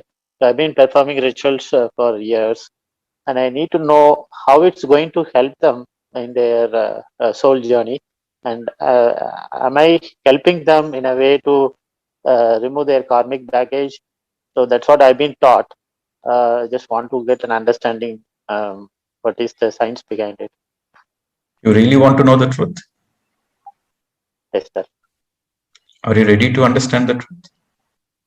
Yes, sir. Okay. So all those rituals you do for the departed ones are completely waste of time. And not only it is waste of time, sometimes it is dangerous. I would say sometimes it is not, instead of using the word dangerous, I would say it doesn't serve the purpose. It goes anti. For what intention you are doing, it does the opposite. I will explain you. You see, the higher can help the lower. A 10th class student can help a first standard student. Is it possible? In his education, a 10th class can help the first standard. But the first standard student cannot help the 10th standard student in his studies. It is not possible. So the nature of affair is the higher can help the lower, but the lower can never help the higher. A person who is departed, again, it depends on the soul, the departed person, at what level of evolution he is in. If he is an old soul, a person who is departed is a mature soul, is an old soul, then he doesn't stay here. He immediately goes to the higher worlds because he understands his time is up and this is all Maya. I have come here to learn the lessons. Earth is a school. I finished my school and now I'm going back home. So he doesn't waste time. The old souls don't waste time. They go back. And whatever the rituals you do here is of no use because what you do on the earth impacts the people on the earth plane, not on the higher dimension plane. The earth is a lower frequency. The astral worlds are higher frequency. So when a person departs, they go to the astral worlds. So once we have 7 bodies, once you drop the physical body, then you are in the astral body. So if you are in the astral body, you go to the astral worlds. So whatever the rituals you do on the physical doesn't help in the astral. The lower cannot help the higher. So all the rituals you do is simply waste, is of no use. And karma is not a punishment. Everybody has to take care of their own karma. Karma is more of taking responsibility. So you say that you want to help clear their karma. No, everybody has to clear one's own karma. And you do karma on the planet Earth that cannot be cleared in the astral. Whatever the karma you do on the earth, you have to clear it on the earth only. So that means you have to take one more birth to clear here. Earth karmas cannot be cleared in the astral worlds. Okay. And another point is, I'll tell you some examples, very funny examples. I know somebody from Singapore or Taiwan, some countries might be here in the participants. Singapore has this culture. They have a festival, a day they call the Hungry Ghost Day. So what they do on that particular day, they burn a lot of paper cash. You know, they burn the paper cash. They burn a lot of cars made of paper, like Mercedes, Audi. They lot of cars made of paper, lot of currency, just paper, fake. They burn it.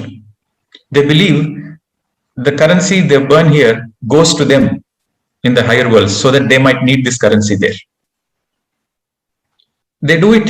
It is an old practice in China, but they still do it in Singapore. In China, they stopped doing, but in Singapore, they're doing, because the migrants, they have migrated hundreds of years ago. So they still maintain this practice. And even in India, this kind of things happen. On a particular day, they prepare food, keep the clothes, and they believe if they give the food to a Brahmin here, do some rituals, they give the food here, and they will get it. They give the clothes here, that is a good karma, and this good karma will go there. This transfer business doesn't happen. Banking transfers happen on the planet Earth within the physical currency, but the karma cannot be transferred between Earth and the astral. It's not possible. It's all the lack of understanding of the science. So I've told you about one aspect. Let me tell you another aspect. Suppose the soul is not evolved. The departed person is a not evolved soul. It's an infant soul, or a baby soul, or a young soul, where they are too much attached to the body. They are too much attached to the property, family. They're too much attached to the physical things. If that kind of soul departs, then the soul wants to stick on to the earth because they think this is real. Normally, the evolved soul will immediately understand the situation and go back to the higher worlds. But if the soul is not evolved, if it is physically attached, then the soul tries to be here on the earth space. It makes every effort to be here. Even though they don't have the body, they want to be here. So they are in transition. They are neither on the physical 100%, nor they are on the astral 100%. They are in between, hanging around. So when you do certain rituals, when you put the photos of the departed ones and pray, oh, you are going to take care of my family, your blessings are needed, your support is needed, your ashirwad is needed, and you do a lot of pujas, rituals, you bow down to them, then that soul believes that they should be here to take care of you. Even though they cannot take care of you, they feel energetically the presence should be there. So these souls, they are stuck. The more you do rituals, the more you do prayers, they are stuck here on the lower worlds. They cannot graduate. They cannot go to the higher worlds completely. So your rituals and your belief and your prayers are making those departed ones stuck in their evolution. And that is a great bad karma for you. Because of your actions, their evolution is hampered. So the karma comes back.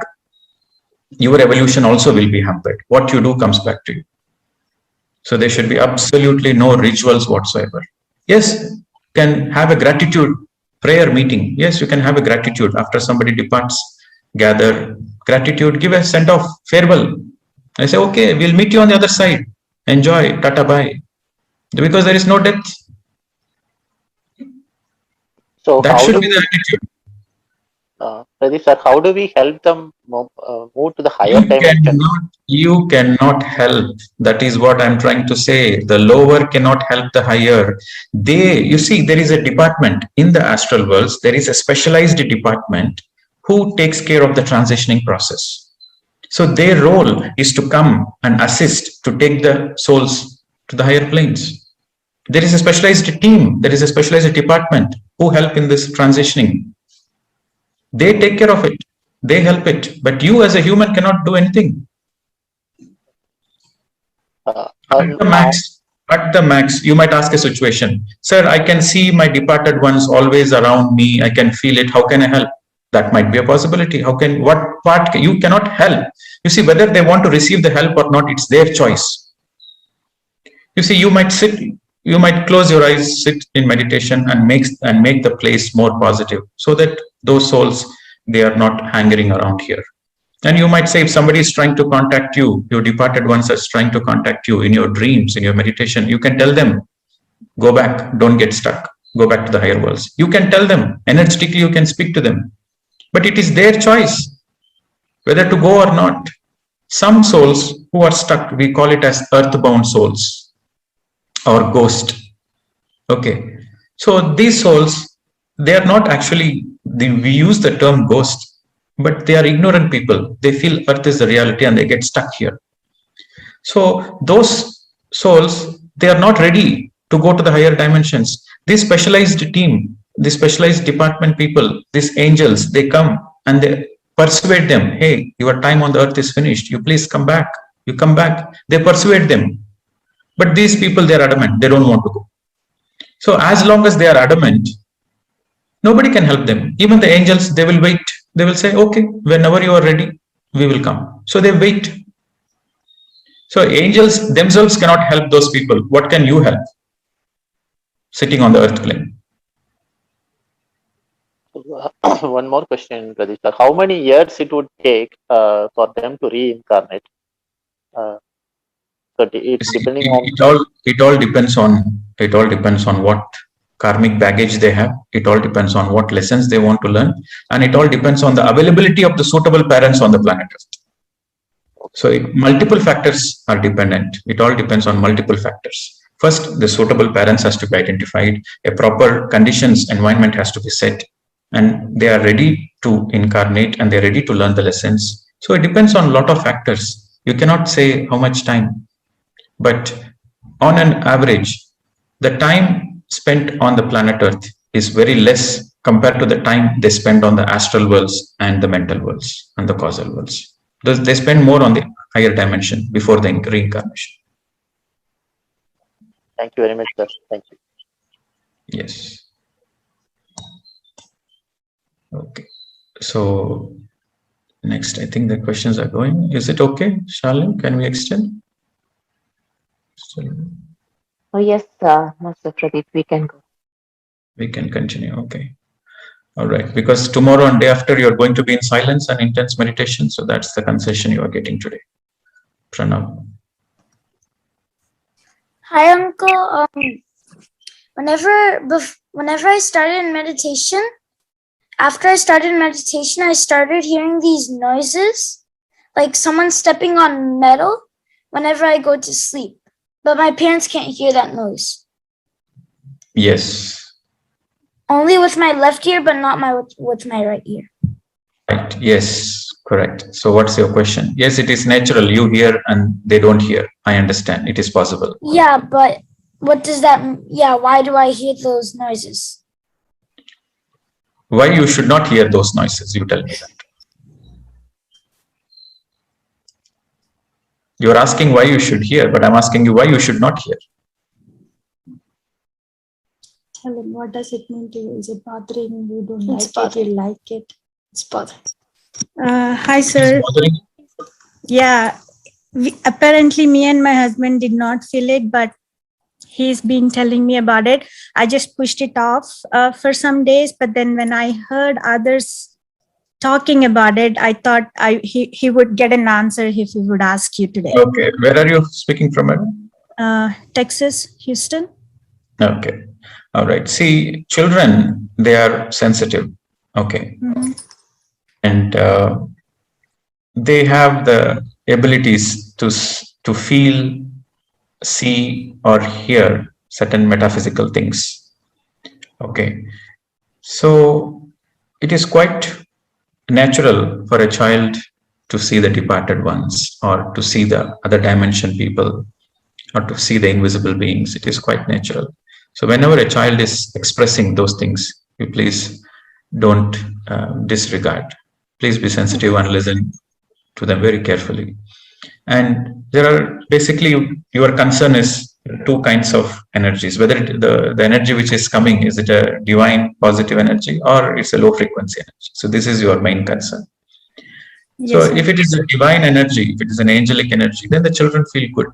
They don't feel bothered. They don't feel disturbed. So that means they are higher masters, higher beings, angelic beings, fairies, nature spirits. They come and the children feel. Sometimes you notice the babies, they laugh in their dream. Okay, so it is because of these fairies, angels, they come and they play with them. So they feel it. So they laugh in their sleep. So sometimes the children, they get disturbed also, and they feel it is very annoying, very disturbed. They feel tired when they get up, and they don't feel comfortable with certain energies. So that means it is not positive energy which they are experiencing. So the first is you have to cleanse the space. How do you cleanse the space? Make sure there is absolutely no meat, no garlic in the house whatsoever. Okay, no and garlic. then, no garlic also, right? And then the next, spend more time in meditation, sitting in the room where he's sleeping or where he's getting disturbed. In that particular room, okay, you do more meditation. As parents, you do combine meditation along with the child. And hang pyramids. Wherever it's possible, hang pyramids around the house, and you can use crystals. Okay, for meditation, you can place crystals, pure quartz crystals. So you do all those things, and naturally the aura of the house, the energy of the house gets amplified. And when the energy of the house is so positive, so good, the negative energies cannot enter the house. Okay. So, Okay. but I let him still continue the meditation and just. Yes. He has to continue meditation. He has to continue. Okay. He should not stop, because the very intention those energies are coming and disturbing him is so that he can stop meditation. Because the more he's doing meditation, the more the place is getting cleansed. So they are getting disturbed. So he should do more meditation so that they go once for all. Okay. Thank you, sir. I have a question, sir. So I recently started, by my husband has been doing this. When I do this, I know I hear your lectures and being in this session since past 3-4 days, you use the word mindful meditation. And when we are in the mindful meditation, No. I don't use the word mindful meditation. No, madam. I never use the word mindful meditation. Mindfulness is separate. Meditation is separate. Okay. So when we do meditation, we should be in a state, we only concentrate on our breath. But then when we focus on no concentration. Witness the breath. Okay. Witness the breath. So when we feel our body aching or any of the body parts itching, it means that our focus is still on the body. Yes. So and once I am done with the session, I feel heavy-headed, and I just want to know if I'm doing it wrong, and how do I know that it is working? Come again with the question. You are feeling the body pains, and after that? So it means that I'm still not concentrating. My concentration is on the body, right? That's why I'm feeling whatever. It is a natural process. It is a natural process. In the first, you close your eyes, observe the breath. And then when you observe the breath, you feel the flood of energies and you feel a lot of body pains. Okay, this is a self-healing process. You have to cross that stage. And until you cross that stage, pain is inevitable. You have to go through it. You have to bear it, because that is a healing process.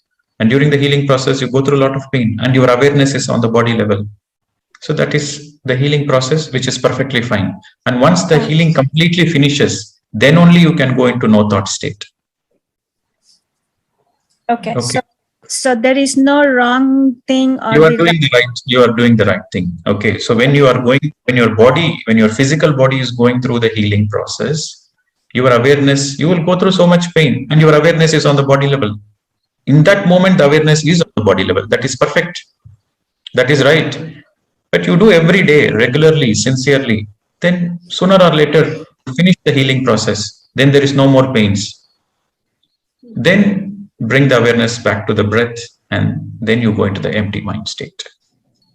Okay, while you are going through the body pain, as you are witnessing the pain in the body, you simultaneously witness the breath.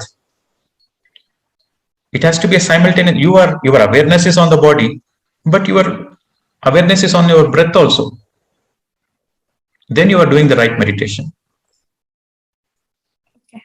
Okay, sir. Okay. Thank you so much. Okay, so I think more hands are getting raised, right? So, Vidya Power.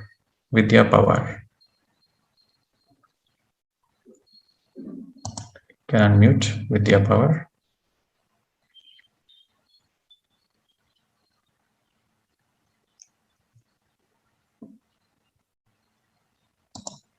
She can't unmute. Okay, next. Sir, can you hear me? Yes, you hear me? Yes, madam, go ahead. I'm not comfortable to talk in English, so can I speak in Hindi? Yes, madam. हाँ, अभी आपने rituals के बारे में sir बोला ना, तो क्या है मेरे बारे में? किसके बारे में मैडम?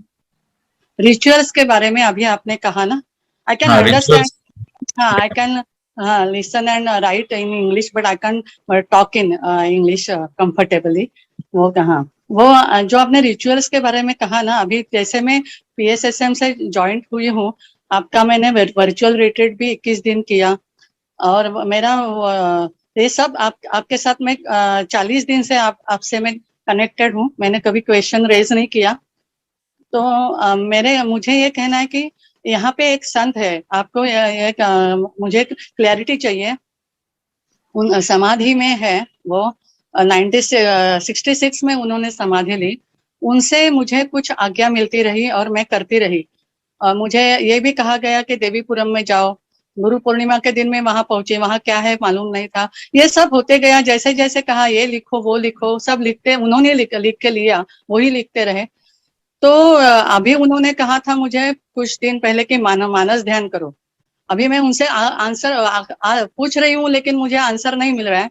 मैं तो PSSM से जुड़ रही तब से मुझे लग रहा है कि मैं कुछ रिचुअल्स नहीं करूँ, वो श्री विद्या के लिए मुझे वहां भेजा था मैंने, वो सब मैं कर रही थी, वहां मैं जुड़ी हूँ वहां से भी, लेकिन अभी ऐसा लगता है कि सब छोड़ दूं और ये मैं सिर्फ मेडिटेशन करूं। मानस ध्यान तो मुझे बोला है, वो मैं मानस ध्यान लिखा भी है और उसके हिसाब से मैं करती हूँ, लेकिन मैं क्या करूं, मुझे समझ में नहीं आ रहा है।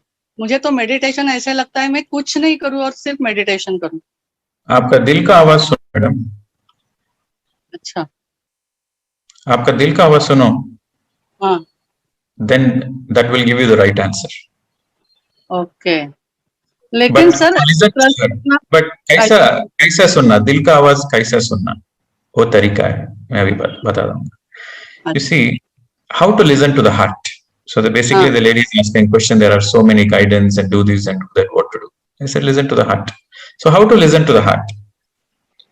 See, our awareness is mostly on the body, mind and intellect level.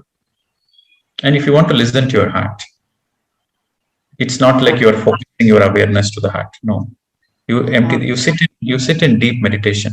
You sit in deep meditation. Empty the mind. No thoughts. Nothing. Empty the mind. Sit for 1 hour, 2 hours. Completely get into the no thought state. And after, when you get into the no thought state, your awareness is on the heart level. So after you do the meditation, in the meditation after you empty the mind, whatever you feel in the heart is right for you. But you have to empty the mind. You have to empty the mind. You can do it as a short practice also. If you're a regular meditator, you can just close your eyes and meditate for 15 minutes. Meditate for 20 minutes. Just empty the mind. And after that, when you open the eyes, what you feel in your heart, you follow it. Okay. तो उनकी अवज्ञा तो नहीं होगी ना, उनका order मैंने ये किया ऐसा तो नहीं होगा? No way. You have to remember this statement, madam. At any given lifetime, the only obligation you have is to be true to yourself. Okay. You please remember this statement and underline this statement. It is a very, very important statement. You are not obligated to anybody. In any lifetime, you are not obligated to any gurus, any spiritual masters, your parents, your wife, your children. You are not obligated to anybody. At any given lifetime, your only obligation is to be true to your own self. Okay. Thank you, sir. Thank you so much. Yes. All right. So next is Shilpa. Pradeep sir. So I'm Shilpa from Gurgaon, and I've been continuously in the corporate world for about 12 years or so. I've always had this thought that probably I can be a healer. I've always been inclined also towards such things, but there's a constant confusion and tussle in head. Can I quit my career and get into this? Same answer. Same answer. Follow your heart. When there is a conflict between mind and heart, there is always a conflict between mind and heart. Follow your heart. at any cost, for any consequences. What if heart keeps giving conflicting answers? Sometimes Heart will never give conflicting answers. Okay, sometimes the mind, the very nature of the mind is to give conflicting solutions and answers. So you think your mind is your heart, the voice you hear from the mind, you think it is your heart. No, unless you empty the mind, you cannot listen to your heart. Unless you empty the mind, you cannot listen to your heart, not possible. So sit in meditation, empty the mind. And in that empty mind, what you feel is what your heart is telling you. Your soul, your higher self guides you through feelings. And people get confused. Sir, how do I know whether it is my feeling or whether it is my thought? Yeah. So unless you empty the mind, you cannot connect your heart feelings. Because unless you empty the mind, you cannot listen to your heart. So the first step is do more meditation, madam. Then naturally you know what you want to do. I am not going to give you the answers. No, I understand. Yeah, but actually I love my work also. So I think more confusion happens because of that. Naturally, you have to sort it out. Confusion means conflicting. That is the definition of confusion. Everybody goes through this process. Not only you, madam. Everybody goes through the process. Either to take left or to take right. Which direction to take? Yeah. Nobody is going to give you. Your own self will guide you through feelings. The more you do meditation, the more you become sensitive. The more you empty the mind, the more you have the eligibility, capacity, capability to listen to your heart. That capacity comes only when you meditate. Okay, thank you so much. Okay. For me, it took 4 years. I came into meditation. I came into the path of meditation. I was working as a software engineer in Australia, Melbourne. I was working for 6 months and I was teaching meditation for 6 months. Everything is okay, but still, I don't know what I should do full time. What is the career I should choose? It took 4 years. But in the first 1 year, I know what I should do. But the other 3 years is the preparation. Either I should do it or not. Because the heart will guide you, but your mind always takes you in the other direction. So there is always a conflict between heart and mind. So there came a day I said, enough is enough. Because the mind will give you a lot of reasons. If you quit the job, then money, children, your debts, house, you will come to the middle of the road. What will happen to your life? The mind will scare you in every possible way. Yeah, true. So I was going through this battle, heart and mind battle. And finally I said, come what may, I'll listen to my heart. And now I'm in front of you. And I'm proud of my decision. I'm proud that I listened to my heart. Thank you. And I have this feeling that I can do a good job. Yeah, like being a spiritual person. Thank you. Look forward to seeing you soon. Yes, follow your heart, madam. You are right. Okay, so I think there, Rekha, more hands raised. I don't know when to stop. Anandi, madam, you have to guide me. When should I stop? Yes, actually, we can have only one question per person, master, so that we can finish. Not more than one question. Okay, one. So the rules have been set. Only one. Yes, and we'll try to finish by 9. So please, everybody, take your time and let's just try to get as much. One question. Yes, Rekha ji. Yeah. Namaste, sir. While I'm Rekha from Bangalore, while observing the breath in meditation, I feel like holding my breath. I don't know why this is happening. You feel like holding? Yeah. How? I don't want to breathe again. Like I want to hold the breath while I'm observing the breath. Why, you got used to some Kumbhaka pranayams before? Were you doing some pranayams before? Yeah, I'm doing pranayam. So that is because of that, because you got used to. Okay, so you should be with your natural breath. Okay, because of your own previous practice, it is giving you a certain resistance. So you have to make an effort to be with your natural breath. That is the only way. You see, pranayams, Kumbhaka pranayams, they have their own benefits. Yeah. But to go into a samadhi state, to go into a meditative state, you have to follow your natural breath. No other way. Okay, sir. So you have to make an effort to be with your normal breath. Okay, sir. Thank you so much. Yes. All right. Shekaran.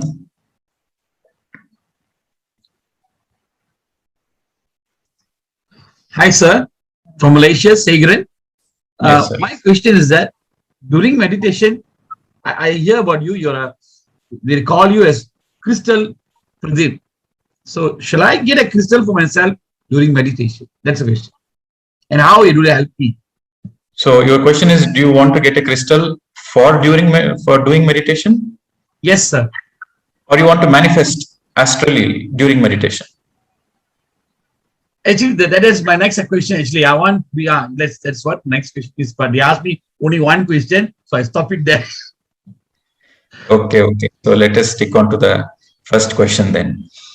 So crystals help in meditation. So you don't need to, when you're going for a crystal, you have to be very careful. In the outside market, there are a lot of fake crystals, right? So it is better to get a crystal from a right person, from a right spiritual person who has the right energy. Through that person, you get a crystal. And crystals, the very nature of the crystal is the crystal absorbs energy and it amplifies energy and radiates energy. Okay. So crystals like pyramids help in meditation. Similarly, crystals also help in meditation.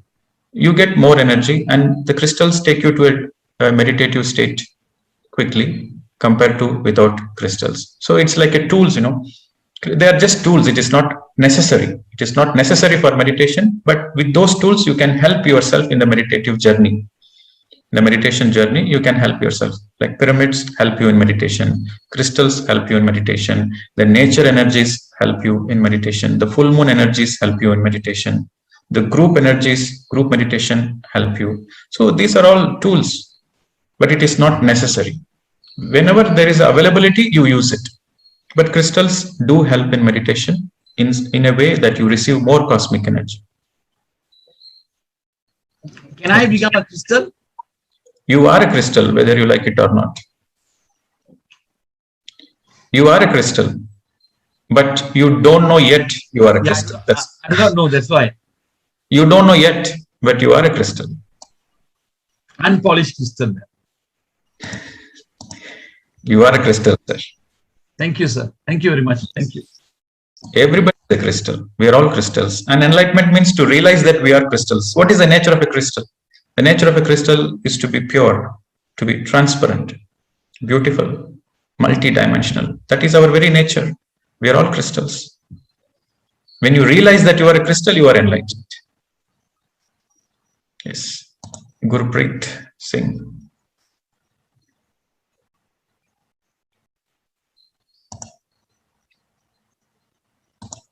Sorry, sir, I was in mute. Sir, one question that comes to my mind every time. Where are you from, sir? Sir, I'm from Noida. Yeah, go ahead. So from childhood, we have been learning and a lot of teachings, whether it is Kabir Ji, Farid Baba, Guru Nanak Dev Ji, Mirabai, Kabir Das. Everybody meditate through name and with a lot of love, and they say to be absorbed in love throughout the day and remember him. But what we are following in Anapati technique, in this, we are emptying our mind and just constant or just witnessing the breath. So just need your guidance here. The more you empty the mind, the more you become capable to love unconditionally. The more you do meditation, the more you understand what is love, and the more you radiate love unconditionally. Okay. So we'll get more love emotions. Okay. You won't get love emotions. You radiate love. You are love. So for that, you have to empty the mind. When the mind is active, there is no love radiating from your heart. When your mind is disturbed and troubled, you cannot feel your own heart. You cannot feel your own vibrations. You cannot accept yourself. You cannot love yourself. Unless you accept your own self, unless you love your own self, you are not capable to love another person. How much ever you love yourself, that is exactly the same capacity you can love another person. How much you can accept yourself unconditionally, that is exactly the same capacity you can accept another person. It all begins with self-love, self-acceptance. So the more you do meditation, the more you are accepting yourself, the more you are loving yourself. So when the more you love yourself, the more you become capable to love another person. It begins with self-love. This is the teachings of Guru Nanak sir. Yes, sir. But okay. But about meditating throughout the day, then name meditation. You in the beginning days you make an effort to sit and meditate, and when you do it sincerely, regularly, then naturally whatever you do becomes mindful. You do it in a mindful state. So some people call it as a meditative state. So any action you do, it becomes mindful. You are 100% focused. So meditation becomes part of your life. In the beginning, you have to make an effort. And if you do sincerely, seriously, then meditation becomes your part of life, very natural. Got you. Thank you. Yes. Okay. Maheshwari. Good morning, sir. Can you hear me, sir? Yes, madam. Loud and clear. Go ahead. Sir, actually, I'm a working. So I just want to meditate during the working hours also. Will it be okay if I take a 10 minutes of meditation and then the work? You mean 10 minutes break in your work? Yes. Yeah, perfectly fine. But try to do your work mindfully. That will help you. Of course, you can take a 10 minutes break. You can take a 5 minutes break, close your eyes and meditate. You can meditate for 5 minutes, 10 minutes also. No problem. That will relax you. That is more for relaxation, not to empty the mind. To empty the mind, you need intense, deep meditation. But yes, you can meditate for 10 minutes, 5 minutes during the break. Okay. But I would suggest be mindful during the work. Okay. When I meditate at home, I feel sometimes that I got slept and again I come back. That is natural. It is called Yoga Nidra. You are doing correct. Don't feel guilty, sleep happily. But the moment you receive sufficient amount of energy, automatically you become awake. So the moment you become awake, that is the time you focus on your breath and continue meditation. Yes, thank you. Next, Madhu.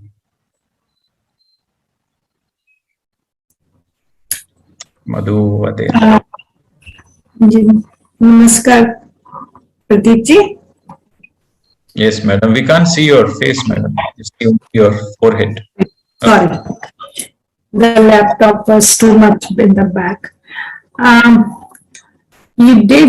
Somebody asked the question, how long does it take for the soul to reincarnate? I have one question because today, one of the friends passed away, but their daughter-in-law is expecting next month. Could it be the reincarnation of the soul, even when 8 months of the pregnancy is gone? Could it be next month? The chances are very, very less. Because the soul, after vacating the physical body, it has to go to the astral worlds, and they spend a lot of time in the astral worlds, going through the astral lessons. And after that, they go to the mental worlds. And then they go to the causal worlds. And again, from the causal worlds, they do intense planning to find suitable parents and plan for the entire life and lessons. And then they incarnate. So to immediately come back, the possibilities are very, very less. For example, the soul spends 80-90 years here on the physical. They spend more time in the astral. In the astral worlds, there is no time as such. But I'm telling you, in the earth time, they spend more time in the higher dimensions. So the possibility the earth coming back very, very quickly is very less, unless the soul has a particular soul contract and it's a baby soul, infant soul, and it is so earth bounded, it has to come back quickly. And unless there are certain exceptional cases, it is not possible. Okay, next, Bharati.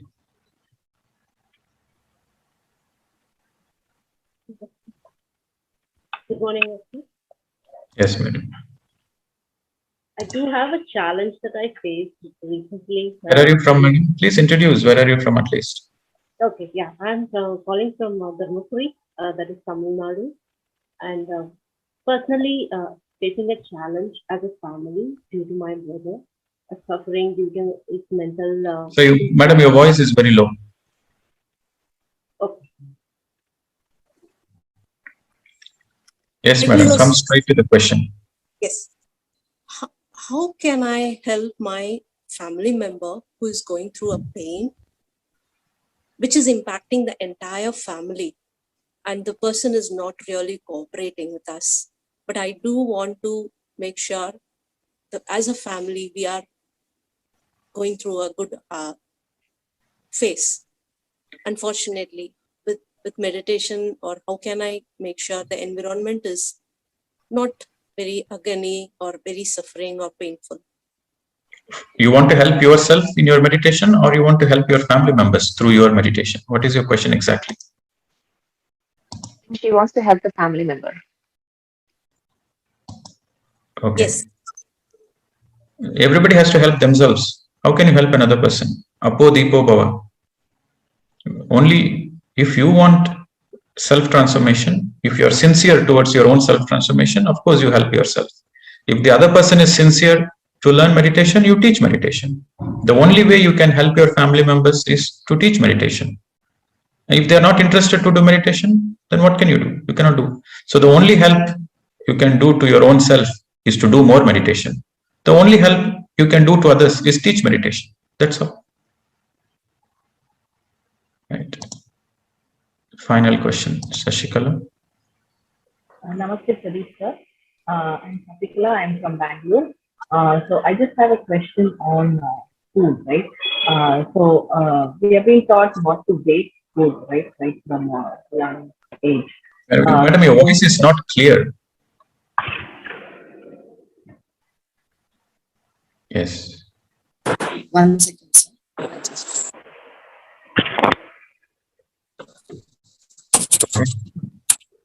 Is this better, sir? Yeah, far better. Okay. This is better? Yes, better, madam. Go ahead.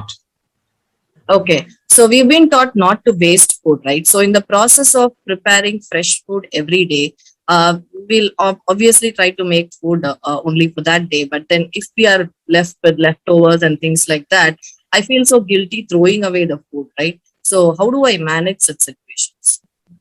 First of all, you should cook only to whatever you need. So you cannot overcook.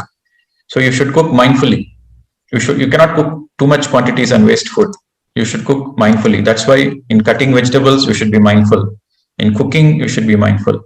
So when you practice this mindfulness, there is no possibility that you will cook too much. And if at all some food is getting wasted for some XYZ reason, some food is getting left over. Since you said you are from Bangalore, there are so many animals, cats, dogs, birds, you can feed them. Okay, but if you are in a situation where legally the law doesn't allow you, in some Western countries we cannot feed animals. So in that case, make the lesson, okay, today I have wasted, but tomorrow I will not do this mistake. Tomorrow I will cook only to the sufficient amount. So with that learning, with that lesson, with that promise that you will not waste again, better to throw in the bin. Your body is not your dustbin. Just because the food is getting wasted, you cannot put the food in your body. Your body is not the dustbin. Okay, so learn the lesson not to waste the food. That is the most important, and cook accordingly. And if it is a possibility, you can feed the animals, then that's fine. That is not a waste of food. Whatever you are cooking, whatever the leftovers you are giving to dogs, cats, birds, it is not a waste. Thank you so much, sir. Yes. All right, friends. Thank you very much. It was a very intense day, and I understand because the next 2 days you are going to go into intense meditation. So tomorrow and day after, you will be in intense mauna. So we won't be discussing anything, and practice all the detox procedures, process, guidance. Trust the process. The most important is trust the process. Drink plenty of water. And we will discuss more about the silence, and we'll discuss about the spiritual science topics again on Monday. So see you tomorrow for an intense meditation. Thank you very much. Namaste to all of you. Thank you. And thank you, Anandi Madam, for your Yes. patience. Thank you, Master Pradeep. That was just an awesome session, and you took that extra effort, extra time to just answer all the queries. And I thank you on behalf of all the participants here for just helping out to understand a little bit more about our own self, what we should be doing. And we have been conditioned from the beginning of our life till now. And I think your answers have just cleared away many, many doubts which have been in our minds for many people. So thank you so much, Master. Thank you. Yes. And dear friends, let us all meet tomorrow morning at 6 a.m. for the Mouna session. Let us just practice this beautiful Mouna throughout the days and the night. And let it be a beginning if you have not done it earlier. So we'll come back tomorrow morning at 6 a.m. Namaste.